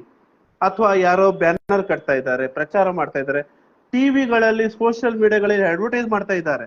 ಯಾಕೆ ಮಾಡ್ತಾ ಇದ್ದಾರೆ? ನನ್ನನ್ನು ತಲುಪಲಿಕ್ಕೆ. ಅದು ಕೆಲವೇ ತಿಂಗಳುಗಳಲ್ಲಿ. ಮುಂದಿನ 5 ವರ್ಷ ಅವ್ರು ನನ್ನಂತ ಮಾತಾಡ್ಸಕ್ ಬರಲ್ಲ. ಅಂದ್ರೆ ನನ್ನ ದುಡ್ಡು ತಗೊಳ್ಳಿಕ್ಕೆ ರೆಡಿ ಮಾಡ್ಕೊಂಡು ಎಲ್ಲ ಬರ್ತಾ ಇದ್ದಾರೆ. ಹಾಗಿರುವಾಗ ನನ್ನ ದುಡ್ಡಿನ ಲೆಕ್ಕ ನಾನು ಉಳಿಸ್ಕೊಳ್ಳಿಕ್ಕೆ ಏನ್ ಮಾಡ್ಬೇಕು? ಆ ವ್ಯವಸ್ಥೆ ಇರುವುದು ಪ್ರಜಾಕೀಯದಲ್ಲಿ. ಮೊದಲನೇದಾಗಿ ಮೇಡಮ್, ನನ್ನ ದುಡ್ಡು ನನಗೆ ಉಳಿಬೇಕಾದ್ರೆ ಫಸ್ಟ್ ಲೆಕ್ಕ ಸಿಗ್ಬೇಕಲ್ವಾ? ಕರೆಕ್ಟ್ ಅಲ್ವಾ? ಲೆಕ್ಕ ಸಿಗ್ಬೇಕಾದ್ರೆ ಲೆಕ್ಕ ಕೊಡೋರು ಬರ್ಬೇಕು. ಲೆಕ್ಕ ಕೊಡುವವರು, ನಾನು ವೋಟ್ ಹಾಕುವಾಗ ಲೆಕ್ಕ ಕೊಡುವವ್ರನ್ನೇ ನಾನು ಕೇಳಿದ್ರೆ, ಲೆಕ್ಕ ಕೊಡಿರಪ್ಪ ಆವಾಗ ನಿಮ್ಗೆ ವೋಟ್ ಹಾಕ್ತೀನಿ ಅಂತ ಹೇಳಿದ್ರೆ ಅದಕ್ಕೆ ವ್ಯಾಲ್ಯೂ ಇರುತ್ತಾ ಅಥವಾ ಬೇರೆ ಏನೇನೋ ಆಶ್ವಾಸನೆ ಕೊಡುವವರಿಗೆ ವೋಟ್ ಹಾಕಿದ್ರೆ ವ್ಯಾಲ್ಯೂ ಇರುತ್ತೆ ಎನ್ನುವುದು ಸಾಮಾನ್ಯ ಪ್ರಶ್ನೆ. ಆಯ್ತು, ಈಗ ನಾಳೆ ಅವನು ಲೆಕ್ಕ ಕೊಡಲ್ಲ ಅಂತ ಆಡಳಿತಕ್ಕೆ ಬಂದ ಮೇಲೆ ಅವನು ನೀವು ಹೇಳಿದಾಗೆ ಭ್ರಷ್ಟಾಚಾರ ಮಾಡ್ತಾನೆ ಅಥವಾ ಏನೋ ಮಾಡ್ತಾನೆ, ಲೆಕ್ಕ ಕೊಡಲ್ಲ ಅಂತವನನ್ನು ಕೆಳಗಿಳಿಸ್ಲಿಕ್ಕೆ ಇವತ್ತಿನ ದಿನ ಏನ್ ಶಕ್ತಿ ಇದೆ ನನ್ನ ಕೈಯಲ್ಲಿ? ಏನು ಇಲ್ಲ ಅಲ್ಲ ಮೇಡಮ್. ಅಂದ್ರೆ ನನ್ನ ಅಭಿಪ್ರಾಯಕ್ಕೆ ಅವಕಾಶನೇ ಇಲ್ಲ ಅಲ್ಲಿ. 5 ವರ್ಷ, ಮುಂದಿನ 5 ವರ್ಷ ಅದನ್ನು ಪ್ರಜಾಕ್ಕೆ ಕೊಡ್ತಾ ಇದೆ. ಅಂದ್ರೆ ಪ್ರಜೆಗಳ ಕೈಯಲ್ಲಿ ಅಧಿಕಾರ ಇರುತ್ತೆ. ದಯವಿಟ್ಟು ಪ್ರಜಾಕ್ಕೆ ಪಕ್ಷದ SOP ಅನ್ನು ಪುನಃ ಓದ್ಕೊಳ್ಳಿ, ವಿಡಿಯೋ ನೋಡ್ಕೊಳ್ಳಿ, ನಿಮ್ಗೆ ಖಂಡಿತ ಅದ್ರ ಕ್ಲಾರಿಟಿ ಸಿಗತ್ತೆ ಅಂತ ನಾನು ಅನ್ಕೊಳ್ತೀನಿ. ಇದನ್ನ ನಾನು ಜನರಿಗೆ ಇತರಿಗೆ ಹೇಳ್ತೀನಿ. ಇನ್ನೊಂದು ಕ್ವಶನ್, ನೀವ್ ಹೇಳಿದ್ರ ಪ್ರಜೆಗಳ ಕೈಯಲ್ಲಿ ಅಧಿಕಾರ ಕೊಡ್ತೀವಿ ಅಂತ. ನನ್ನ ಕ್ವಶನ್ ಏನಂದ್ರೆ, ಈ ಪ್ರಜೆಗಳ ಕೈಯಲ್ಲಿ ಅಧಿಕಾರ ಹೋದ್ಮೇಲೆ ಅದರಲ್ಲಿ ಕೆಲವರು ಹೈಯರ್ ಎಜುಕೇಶನ್ ಮಟ್ಟದಲ್ಲಿ ಇರೋರು, ಕೆಲವರು ಲೋವರ್ ಎಜುಕೇಶನ್ ಮಾಡಿದ್ರು, ಕೆಲವರು ಎಜುಕೇಶನ್ ಮಾಡದೇ ಇರೋರು, ಅಥವಾ ಇನ್ ಕೆಲವರು ಎಜುಕೇಶನ್ ಮಾಡಿದ್ರು ಕೂಡ ಈ ಒಂಥರ ಅನ್ಎಜುಕೇಟೆಡ್ ತರ ಬಿಹೇವ್ ಮಾಡೋರು, ತುಂಬಾ ನಾನಾ ಡಿಫ್ರೆಂಟ್ ಟೈಪ್ ಆಫ್ ಪೀಪಲ್. ಆ ಟೈಮ್ ನಲ್ಲಿ ನೀವು ಹಾಕಿರೋ SOP ಪ್ರಕಾರ ಆಗ್ಲಿ ಅಥವಾ ನಿಮ್ಮ ವೆಬ್ಸೈಟ್ ನಲ್ಲಿ ನೀವೇನೋ ಅಧಿಕಾರ ಕೊಡ್ತಾ ಇದ್ರೆ ಅದ್ರ ಪ್ರಕಾರ ಆಗ್ಲಿ, ನೀವು ವರ್ಕ್ ಅನ್ನ ಹೇಗ್ ಮಾಡೋರು? ಮುಂದೆ ನೀವು ಅಧಿಕಾರನಲ್ಲಿ ಬಂದ ನಂತರ ಈ ವರ್ಕ್ ಅನ್ನ ನೀವು ಹೇಗ್ ಮಾಡ್ತೀರಾ? ಅಥವಾ ಹೇಗೆ ಜನರನ್ನ ನೀವು ಸಮಾಧಾನ ಮಾಡ್ತೀರಾ? ಯಾಕೆ ಎಲ್ಲರಿಗೆ ಬೇಕು ನನ್ ಕೆಲ್ಸ ಆಗ್ಬೇಕು, ನಿನ್ ಕೆಲ್ಸ ಆಗ್ಬೇಕು? ನೀವು ಆ ಟೈಮ್ ನಲ್ಲಿ ಯಾವ್ದನ್ನ ಪ್ರಯಾರಿಟಿನಲ್ಲಿ ತಗೊಂಡೋಗ್ತೀರಾ? ನೀವು ಏನನ್ನ ಪ್ರಯಾರಿಟಿ ತಗೊಂಡೋಗ್ತೀರಾ? ಅದನ್ನ ನೀವು ಹೇಗೆ ಅನ್ಕೋತೀರಾ? ಇಲ್ಲ ಇದು ಪ್ರಯಾರಿಟಿ ನಿಮ್ಗೆ ಹೇಗ್ ಗೊತ್ತಾಗ್ಬೇಕು? ಅದು ಯಾರನ್ನ ಸ್ಯಾಟಿಸ್ಫೈ ಮಾಡ್ತೀರಾ ನೀವು ಆ ಟೈಮ್ ನಲ್ಲಿ? ಕರೆಕ್ಟ್. ಪ್ರಜಾಪ್ರಭುತ್ವ ವ್ಯವಸ್ಥೆ ನಡೆಯುವುದು ಮೆಜಾರಿಟಿಗಳ ಮೇಲೆ. ಓಕೆ, ಮೆಜಾರಿಟಿ ಜನರು ಏನ್ ಹೇಳ್ತಾರೆ ಅದ್ರ ಮೇಲೆ. ಅಂದ್ರೆ ಈಗ ನಿಮ್ಗೆ ವೋಟಿಂಗ್ ಅಲ್ಲೂ ಸಹ ಮೆಜಾರಿಟಿ ಯಾರಿಗೆ ಬರುತ್ತೆ ಅವ್ರು ಆಡಳಿತಕ್ಕೆ ಹೋಗ್ತಾರೆ. ಹಾಗೆಯೇ ಒಂದು ಕ್ಷೇತ್ರದಲ್ಲಿ ಏನ್ ಅಗತ್ಯತೆ ಅಂತ ತಿಳ್ಕೊಂಡು ಅದನ್ನ ಪಟ್ಟಿ ಮಾಡೋದು ಜನಪ್ರತಿನಿಧಿ ಕೆಲಸ. ನಿಜವಾಗ್ಲೂ ಹೇಳ್ಬೇಕಂತ ಹೇಳಿದ್ರೆ, ಏನು ನಿನ್ ಕ್ಷೇತ್ರಕ್ಕೆ ಏನ್ ಬೇಕು ಅಂದ್ರೆ ಜನರಿಗೆ ಏನ್ ಬೇಕು ಅನ್ನೋದು ಪಟ್ಟಿ ಮಾಡ್ಬೇಕು. ಆ ಪಟ್ಟಿ ಮಾಡೋ ವ್ಯವಸ್ಥೆಯಲ್ಲಿ ಪ್ರಜಾಕೀಯದಲ್ಲಿ ಪಟ್ಟಿ ಮಾಡ್ಕೊಳ್ಳುವಾಗ ಜನರು ಇದೊಂದು ಜವಾಬ್ದಾರಿ ತಕೊಂಡು ತನ್ನ ಅಭಿಪ್ರಾಯವನ್ನು ಕೊಡ್ಬೇಕು ಜನಪ್ರತಿನಿಧಿಗೆ. ಈಗ ನೀವ್ ಹೇಳಿದ್ರಿ ನಾನಾ ರೀತಿಯ ಜನರು ಇರ್ತಾರೆ ಅಲ್ವಾ, ಎಜುಕೇಟೆಡ್, ಅನ್ಎಜುಕೇಟೆಡ್ ಎಲ್ಲದು. ಈಗ ಎಕ್ಸಾಂಪಲ್ ತಗೊಂಡೇ ಹೇಳ್ತೀನಿ. ನಿಮ್ಗೆ ಏನು ಗೊತ್ತಿಲ್ಲ, ವ್ಯವಸ್ಥೆ ಹೇಗೆ ನಡಿಬೇಕು ಅನ್ನೋದೇ ನಿಮ್ಗೆ ಗೊತ್ತಿಲ್ಲ. ನೀವು ದುಡಿತೀರಾ, ನೀವು ಮನೆಗೆ ದಿನ ಕಳಿತೀರಾ ಅಂತ ಏನ ನಡೀತಾ ಇರುತ್ತೆ. ನಿಮ್ಮ ಬಳಿ ಜನಪ್ರತಿನಿಧಿ ನಿಮ್ಮ ಸಂಪರ್ಕದಲ್ಲಿ ಬಂದು ನಿಮ್ಗೇನಾದ್ರೂ ಬೇಕಾ ಅಂತ ಕೇಳಿದ್ರೆ ನೀವೇನ್ ಹೇಳ್ತೀರಿ? ನನ್ಗೆ ಮನೆ ಇಲ್ಲ, ನನ್ ಗತಿ ಇಲ್ಲ, ಅಥವಾ ಎಲ್ಲ ಇದ್ರೆ ನನ್ ರೋಡ್ ಸರಿ ಇಲ್ಲ, ಹೀಗೆ ಏನಾದ್ರೂ ಒಂದು ನೀವು ಪಾಯಿಂಟ್ ಇಡ್ತೀರಿ, ಕರೆಕ್ಟ್ ಅಲ್ವಾ? ಅಥವಾ ನಿಮ್ಗೆ ಕೇಳುವಾಗ ಜನಪ್ರತಿನಿಧಿ ಹೇಳ್ತಾನೆ, ನಿಮ್ಮ ಏರಿಯಾದಲ್ಲಿ ನಿಮ್ಮ ಈ ರೋಡ್ ಹಾಳಾಗಿದೆ, ಇದು ರಿಪೇರ್ ಮಾಡ್ಬೇಕಾ, ಅಥವಾ ನಿಮ್ಮ ಚರಂಡಿ ವ್ಯವಸ್ಥೆ ಹಾಳಾಗಿದೆ, ಇದು ರಿಪೇರ್ ಮಾಡ್ಬೇಕಾ, ಇದ್ರಲ್ಲಿ ನೀವು ಯಾವ್ದು ಆಯ್ಕೆ ಮಾಡ್ತೀರಿ, ಅದನ್ನ ನಾವು ಮಾಡ್ತೀವಿ ಅಂತ ಹೇಳಿದ್ರೆ, ನಿಮಗೆ ಅಷ್ಟು ಎಜುಕೇಶನ್ ಇಲ್ಲಾದ್ರೂ ಸಹ ಒಂದು ಬೇಸಿಕ್ ನಾಲೆಜ್ ಇರುತ್ತಲ್ವಾ, ನನ್ಗೆ ಪ್ರಯಾರಿಟಿ ಏನು ಅನ್ನೋದಲ್ವಾ? ಕರೆಕ್ಟ್. ಆವಾಗ ನೀವು ಈಗ ನೋಡಿ, ನಿಮ್ ಏರಿಯಾದಲ್ಲಿ ತುಂಬಾ ಸೊಳ್ಳೆ ಕಾಟ ಇದೆ ಅಂತ ಅನ್ಸಿದ್ರೆ ನೀವೇನ್ ಮಾಡ್ತೀರಾ? ನನ್ ಚರಂಡಿ ಫಸ್ಟ್ ಸರಿ ಮಾಡಪ್ಪ, ರೋಡ್ ಆಮೇಲೆ ಮಾಡಿದ್ರೆ ಸಾಕು ಅಂತ ಹೇಳ್ತೀರಿ. ಅಥವಾ ರೋಡೇ ಹಾಳಾಗಿದೆ, ತುಂಬಾ ಹೊಂಡ ಬಿದ್ದಿದ್ರೆ ನೀವು ಹೇಳ್ತೀರಾ ರೋಡ್ ಸರಿ ಮಾಡಪ್ಪ, ಚರಂಡಿ ಆಮೇಲೆ ಮಾಡು ಅಂತ ಹೇಳ್ತೀರಿ. ಈಗ 49 ಪ್ರಜೆಗಳಿದ್ದು ವೋಟಿಂಗ್ ಬಂತು 2 ಆಪ್ಷನ್ಗಳಲ್ಲಿ. ಓಕೆ, 2 ಆಪ್ಷನ್ಗಳಲ್ಲಿ 50 ಬಂದಿರೋರು ಪ್ರಯಾರಿಟಿ ಆಯ್ತು. ಹಾಗಾದ್ರೆ 49 ಬಂದಿರೋರು ಅವ್ರ ಕೆಲ್ಸನೂ ಆಗ್ಬೇಕಲ್ವಾ? ಆವಾಗ ಜನಪ್ರತಿನಿಧಿ ಏನ್ ಮಾಡ್ಬೇಕಂತ ಹೇಳಿದ್ರೆ, ಮುಂದೆ ಮಾಡೋ ಇನ್ನೊಂದು ಕೆಲಸ ಇರುತ್ತಲ್ಲ, ಅದು ಯಾವಾಗ ಮಾಡ್ತೀನಿ ಅನ್ನೋದು ಅಪ್ಡೇಟ್ ಕೂಡ ಜನರಿಗೆ ಕೊಡ್ಬೇಕು. ಅಂದ್ರೆ ಎಲ್ರಿಗೂ ಸಮಾಧಾನ ಆಗ್ಬೇಕು. ಅಪ್ಡೇಟ್ ಕೊಟ್ಟ ಮೇಲೆ ಸುಮ್ಮನೆ ಕೂತ್ಕೊಳ್ಳೋದಲ್ಲ, ಅವನು ಮಾಡಬೇಕು. ಅವನು ಮಾಡದಿದ್ರೆ ಅವನು ಆಡಳಿತಕ್ಕೆ ಬಿಟ್ಟು ಹೋಗ್ಲಿಕ್ಕೆ ತಯಾರು ಕೂಡ ಇರ್ಬೇಕು. ಅರ್ಥ ಆಯ್ತಾ ಮೇಡಮ್? ಮತ್ತೇನಾದ್ರು ಡೌಟ್ ಇದೆ ಮೇಡಮ್? ತುಂಬಾ ಒಳ್ಳೊಳ್ಳೆ ಕ್ವಶನ್ ಕೇಳಿದ್ರೆ ಇವತ್ತು ನೀವು. ಧನ್ಯವಾದಗಳು. ಮತ್ತೇನಾದ್ರು ಡೌಟ್ ಇದೆ ಮೇಡಮ್? ಕೇಳ್ತೀನಿ, ಸ್ವಲ್ಪ ಯೋಚನೆ ಮಾಡ್ತೀನಿ. ಒಂದ್ 2 ನಿಮಿಷ ಕೊಡಿ ನಮ್ಗೆ. ಇದೆ ತುಂಬಾ ಸಾಕಷ್ಟು ಕ್ವಶನ್ಸ್ ಇದೆ. ಇವಾಗ ಸಡನ್ ಆಗಿ ನಾನು ಲೈವ್ ಬಂದಿದ್ದೀನಲ್ಲ, ಸ್ವಲ್ಪ ಒಂದ್ 2 ನಿಮಿಷ ಕೊಡಿ, ನಾನು ಯೋಚನೆ ಮಾಡ್ತೀನಿ. ಖಂಡಿತ ಮೇಡಮ್, ನಿಮ್ಮ ಬಗ್ಗೆ ನಿಮ್ ಜೊತೆ ಚರ್ಚೆ ಮಾಡೋದು ಅಥವಾ ನಿಮ್ಮ ಪ್ರಶ್ನೆಗಳಿಗೆ ಉತ್ತರ ಕೊಡೋದಿದ್ರೆ ಇದು ಬೇರೆಯವರಿಗೂ ಉತ್ತರ ತಲುಪುತ್ತೆ. ಹಾಗಾಗಿ ನೀವು ಹೇಳಿದ್ರಿ ಇನ್ನೊಮ್ಮೆ ನಾನು ಲೈವ್ ಬರ್ತೀನಿ, ನಿಮ್ಮ ಪ್ರಶ್ನೆಗಳನ್ನ ಲೀಸ್ಟ್ ಮಾಡ್ಕೊಂಡಿರಿ, ನಾವು ಇದ್ರ ಬಗ್ಗೆ ತುಂಬಾ ಚರ್ಚೆ ಮಾಡೋಣ. ಖಂಡಿತ ಇದೊಂದು ಸಾಮಾಜಿಕ ಜಾಲತಾಣದ ವೇದಿಕೆ ಮೂಲಕ ನಿಮ್ಮ ಪ್ರಶ್ನೆಗಳ ಮೂಲಕ ಇತರರಿಗೆ ಅದು ಗೊತ್ತಾಗತ್ತೆ. ಅವ್ರ ಪ್ರಶ್ನೆನೂ ಇರ್ಬೋದಲ್ವ ಮೇಡಮ್? ಕರೆಕ್ಟ್ ಇದೆ ಸರ್. ಓಕೆ, ನಿಮ್ಮನ್ನ ಲೈವ್ ಇಂದ ರಿಮೂವ್ ಮಾಡ್ತೀನಿ ಮೇಡಮ್. ಹಾಗಾದ್ರೆ ಏನಾದ್ರು okay, thank you madam, thank you madam.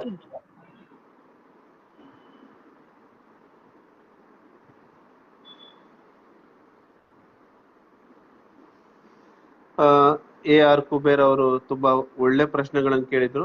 ಇನ್ಯಾರಿಗಾದ್ರೂ ಪ್ರಶ್ನೆಗಳಿದ್ರೆ ದಯವಿಟ್ಟು ನೀವು ಪ್ರಶ್ನೆ ಕೇಳಿ. ಪ್ರಶ್ನೆ ಕೇಳಿದ್ರೆ ಮಾತ್ರ ಉತ್ತರ ಬರುತ್ತೆ. ಅವರು ಪ್ರಶ್ನೆ ಕೇಳಿಕೆ ಮುಂದೆ ಬಂದಿದ್ದಾರೆ, ಅವರು ಲೈವ್ ಬಂದು ಕೇಳಬಹುದಿತ್ತು, ಅವರು ಮಾಡಬಹುದಿತ್ತು ಅಲ್ವಾ. ನಾವು ಜವಾಬ್ದಾರಿ, ಇದು ಇಂಡಿವಿಜುವಲ್ ಕಾನ್ಫಿಡೆನ್ಸ್ ಇದ್ರೆ ಮಾತ್ರ ಇದು ಸಾಧ್ಯ. ನಾವು ಜವಾಬ್ದಾರಿ ತಗೊಳ್ಬೇಕು. ಮತ್ತೆ ಯಾರಿಗಾದ್ರೂ ಪ್ರಶ್ನೆ ಇದ್ರೆ ಖಂಡಿತ ಮುಂದೆ ಬಂದು ಕೇಳಬಹುದು. ಅಥವಾ ಈ ಲೈವ್ ಅನ್ನು ನಾನು ಇನ್ ಸ್ವಲ್ಪ ಹೊತ್ತಲ್ಲಿ ಎಂಡ್ ಮಾಡ್ತೀನಿ. ಆಲ್ಮೋಸ್ಟ್ 1 ಗಂಟೆ ಆಗ್ತಾ ಬಂತು. ತುಂಬಾ ಜನ ಬಂದಿದ್ರು. ಕಿಶೋರ್ ಅವರಿಗೆ ಬರ್ಲಿಕ್ಕೆ ಸಾಧ್ಯ ಆಗಿಲ್ಲ ಅನ್ಕೊಳ್ತೀನಿ. ಅದು ಯಾರ ಬಂದವರಿಗೆ ಪ್ರಶ್ನೆ ಕೇಳಲಿಕ್ಕೆ ಮುಂದೆ ಬರ್ಲಿಕ್ಕೆ ಆಗ್ಲಿಲ್ಲ, ಏನ್ ಮಾಡಕ್ಕಾಗಲ್ಲ. ನಾನು ಬರ್ತಾ ಇರ್ತೀನಿ, ನೀವು ಕೇಳ್ಕೊಂಡ ಹಾಗೆ ನಿಮ್ಮ ಪ್ರಶ್ನೆಗಳಿಗೆ ಉತ್ತರ ಕೊಡ್ತೀನಿ. ಎಲ್ಲಾ ಪ್ರಶ್ನೆಗಳನ್ನು ಕೇಳುವ ಮೊದಲು ದಯವಿಟ್ಟು ಪ್ರಜಾಕೀಯದ ವೆಬ್ಸೈಟ್ಗೆ ಹೋಗಿ ಅಲ್ಲಿ ನೀವು ಓದಿ ತಿಳ್ಕೊಳ್ಳಿ. ನಿಮ್ಗೆ ಎಲ್ಲಾ ಪ್ರಶ್ನೆಗಳಿಗೂ ಉತ್ತರ ಸಿಗತ್ತೆ. ಇದು ಪ್ರಜೆಗಳ ಪಕ್ಷ, ನನ್ನ ಪಕ್ಷ, ನಿಮ್ಮ ಪಕ್ಷ. ಇದು ನನ್ನ ಜವಾಬ್ದಾರಿ, ನಿಮ್ ಜವಾಬ್ದಾರಿ, ನನ್ನ ಅಧಿಕಾರ, ನಿಮ್ಮ ಅಧಿಕಾರ. ಚುನಾವಣೆ ಮುಗ್ದಿದೆ, MLC ಚುನಾವಣೆ ಬರ್ತಾ ಇದೆ. ಚುನಾವಣೆ ಮುಗ್ದಿದೆ. ಮುಂದಿನ 5 ವರ್ಷಗಳು ಪ್ರಜಾಪ್ರಭುತ್ವ ವ್ಯವಸ್ಥೆ ಇರಲಿ, ಪ್ರಜೆಗಳಿಗೆ ಪ್ರಶ್ನೆ ಮಾಡುವ ಅಧಿಕಾರ, ಅವಕಾಶ ಇರಲಿ ಅಂತ ನಾನು ಆಶಿಸ್ತೀನಿ. ಪ್ರಜಾಕೀಯಕ್ಕೆ ಆಡಳಿತ ಸಿಕ್ಕಿದ್ರೆ ಇದು ಸುಲಭ ಆಗತ್ತೆ. ರಾಜಕೀಯಕ್ಕೆ ಆಡಳಿತ ಸಿಕ್ಕಿದ್ರೆ ಏನಾಗುತ್ತೆ ಅಂತ ನಿಮ್ಗೆ ಗೊತ್ತಿದೆ. ಈ ಬಾರಿ ತಪ್ಪು ಮಾಡಿದ್ರೆ ಮುಂದಿನ ಬಾರಿ ತಿದ್ಕೊಳ್ಳಿ. ಅದಕ್ಕೋಸ್ಕರ 5 ವರ್ಷ ನೀವು ಕಾಯ್ಬೇಕಾಗತ್ತೆ ಅಂತ ಹೇಳಲಿಕ್ಕೆ ಬೇಜಾರಾಗತ್ತೆ. ಬದಲಾವಣೆ ಮಾಡೋಣ, ಎಲ್ಲ ನಮ್ಮ ಕೈಯಲ್ಲಿದೆ. ನಾವು ಜವಾಬ್ದಾರಿ ತಗೊಳ್ಬೇಕು ಅಷ್ಟೇ. ಧನ್ಯವಾದಗಳು. ಈ ಸೋಷಿಯಲ್ ಮೀಡಿಯಾ ಅಂತ ಒಂದು ಪ್ಲಾಟ್ಫಾರ್ಮ್ ನಮ್ಗೆ ಈ ಅವಕಾಶ ಕೊಟ್ಟಿರ್ತದೆ. ಇದನ್ನು ಸರಿಯಾಗಿ ಉಪಯೋಗಿಸೋಣ. ಟ್ರೋಲ್ ಮಾಡೋಣ, ಮೀಮ್ಸ್ ಮಾಡೋಣ, ನಮ್ಗೆ ಟೈಮ್ ಪಾಸ್ ಆಗುತ್ತೆ. ಆದ್ರೆ ಜವಾಬ್ದಾರಿ ತೆಗೆದುಕೊಂಡು ವಿಚಾರಗಳನ್ನು ಮಾತಾಡೋಣ, ನಮ್ಮ ಜೀವನವೇ ಬದಲಾಗುತ್ತೆ. ಧನ್ಯವಾದಗಳು.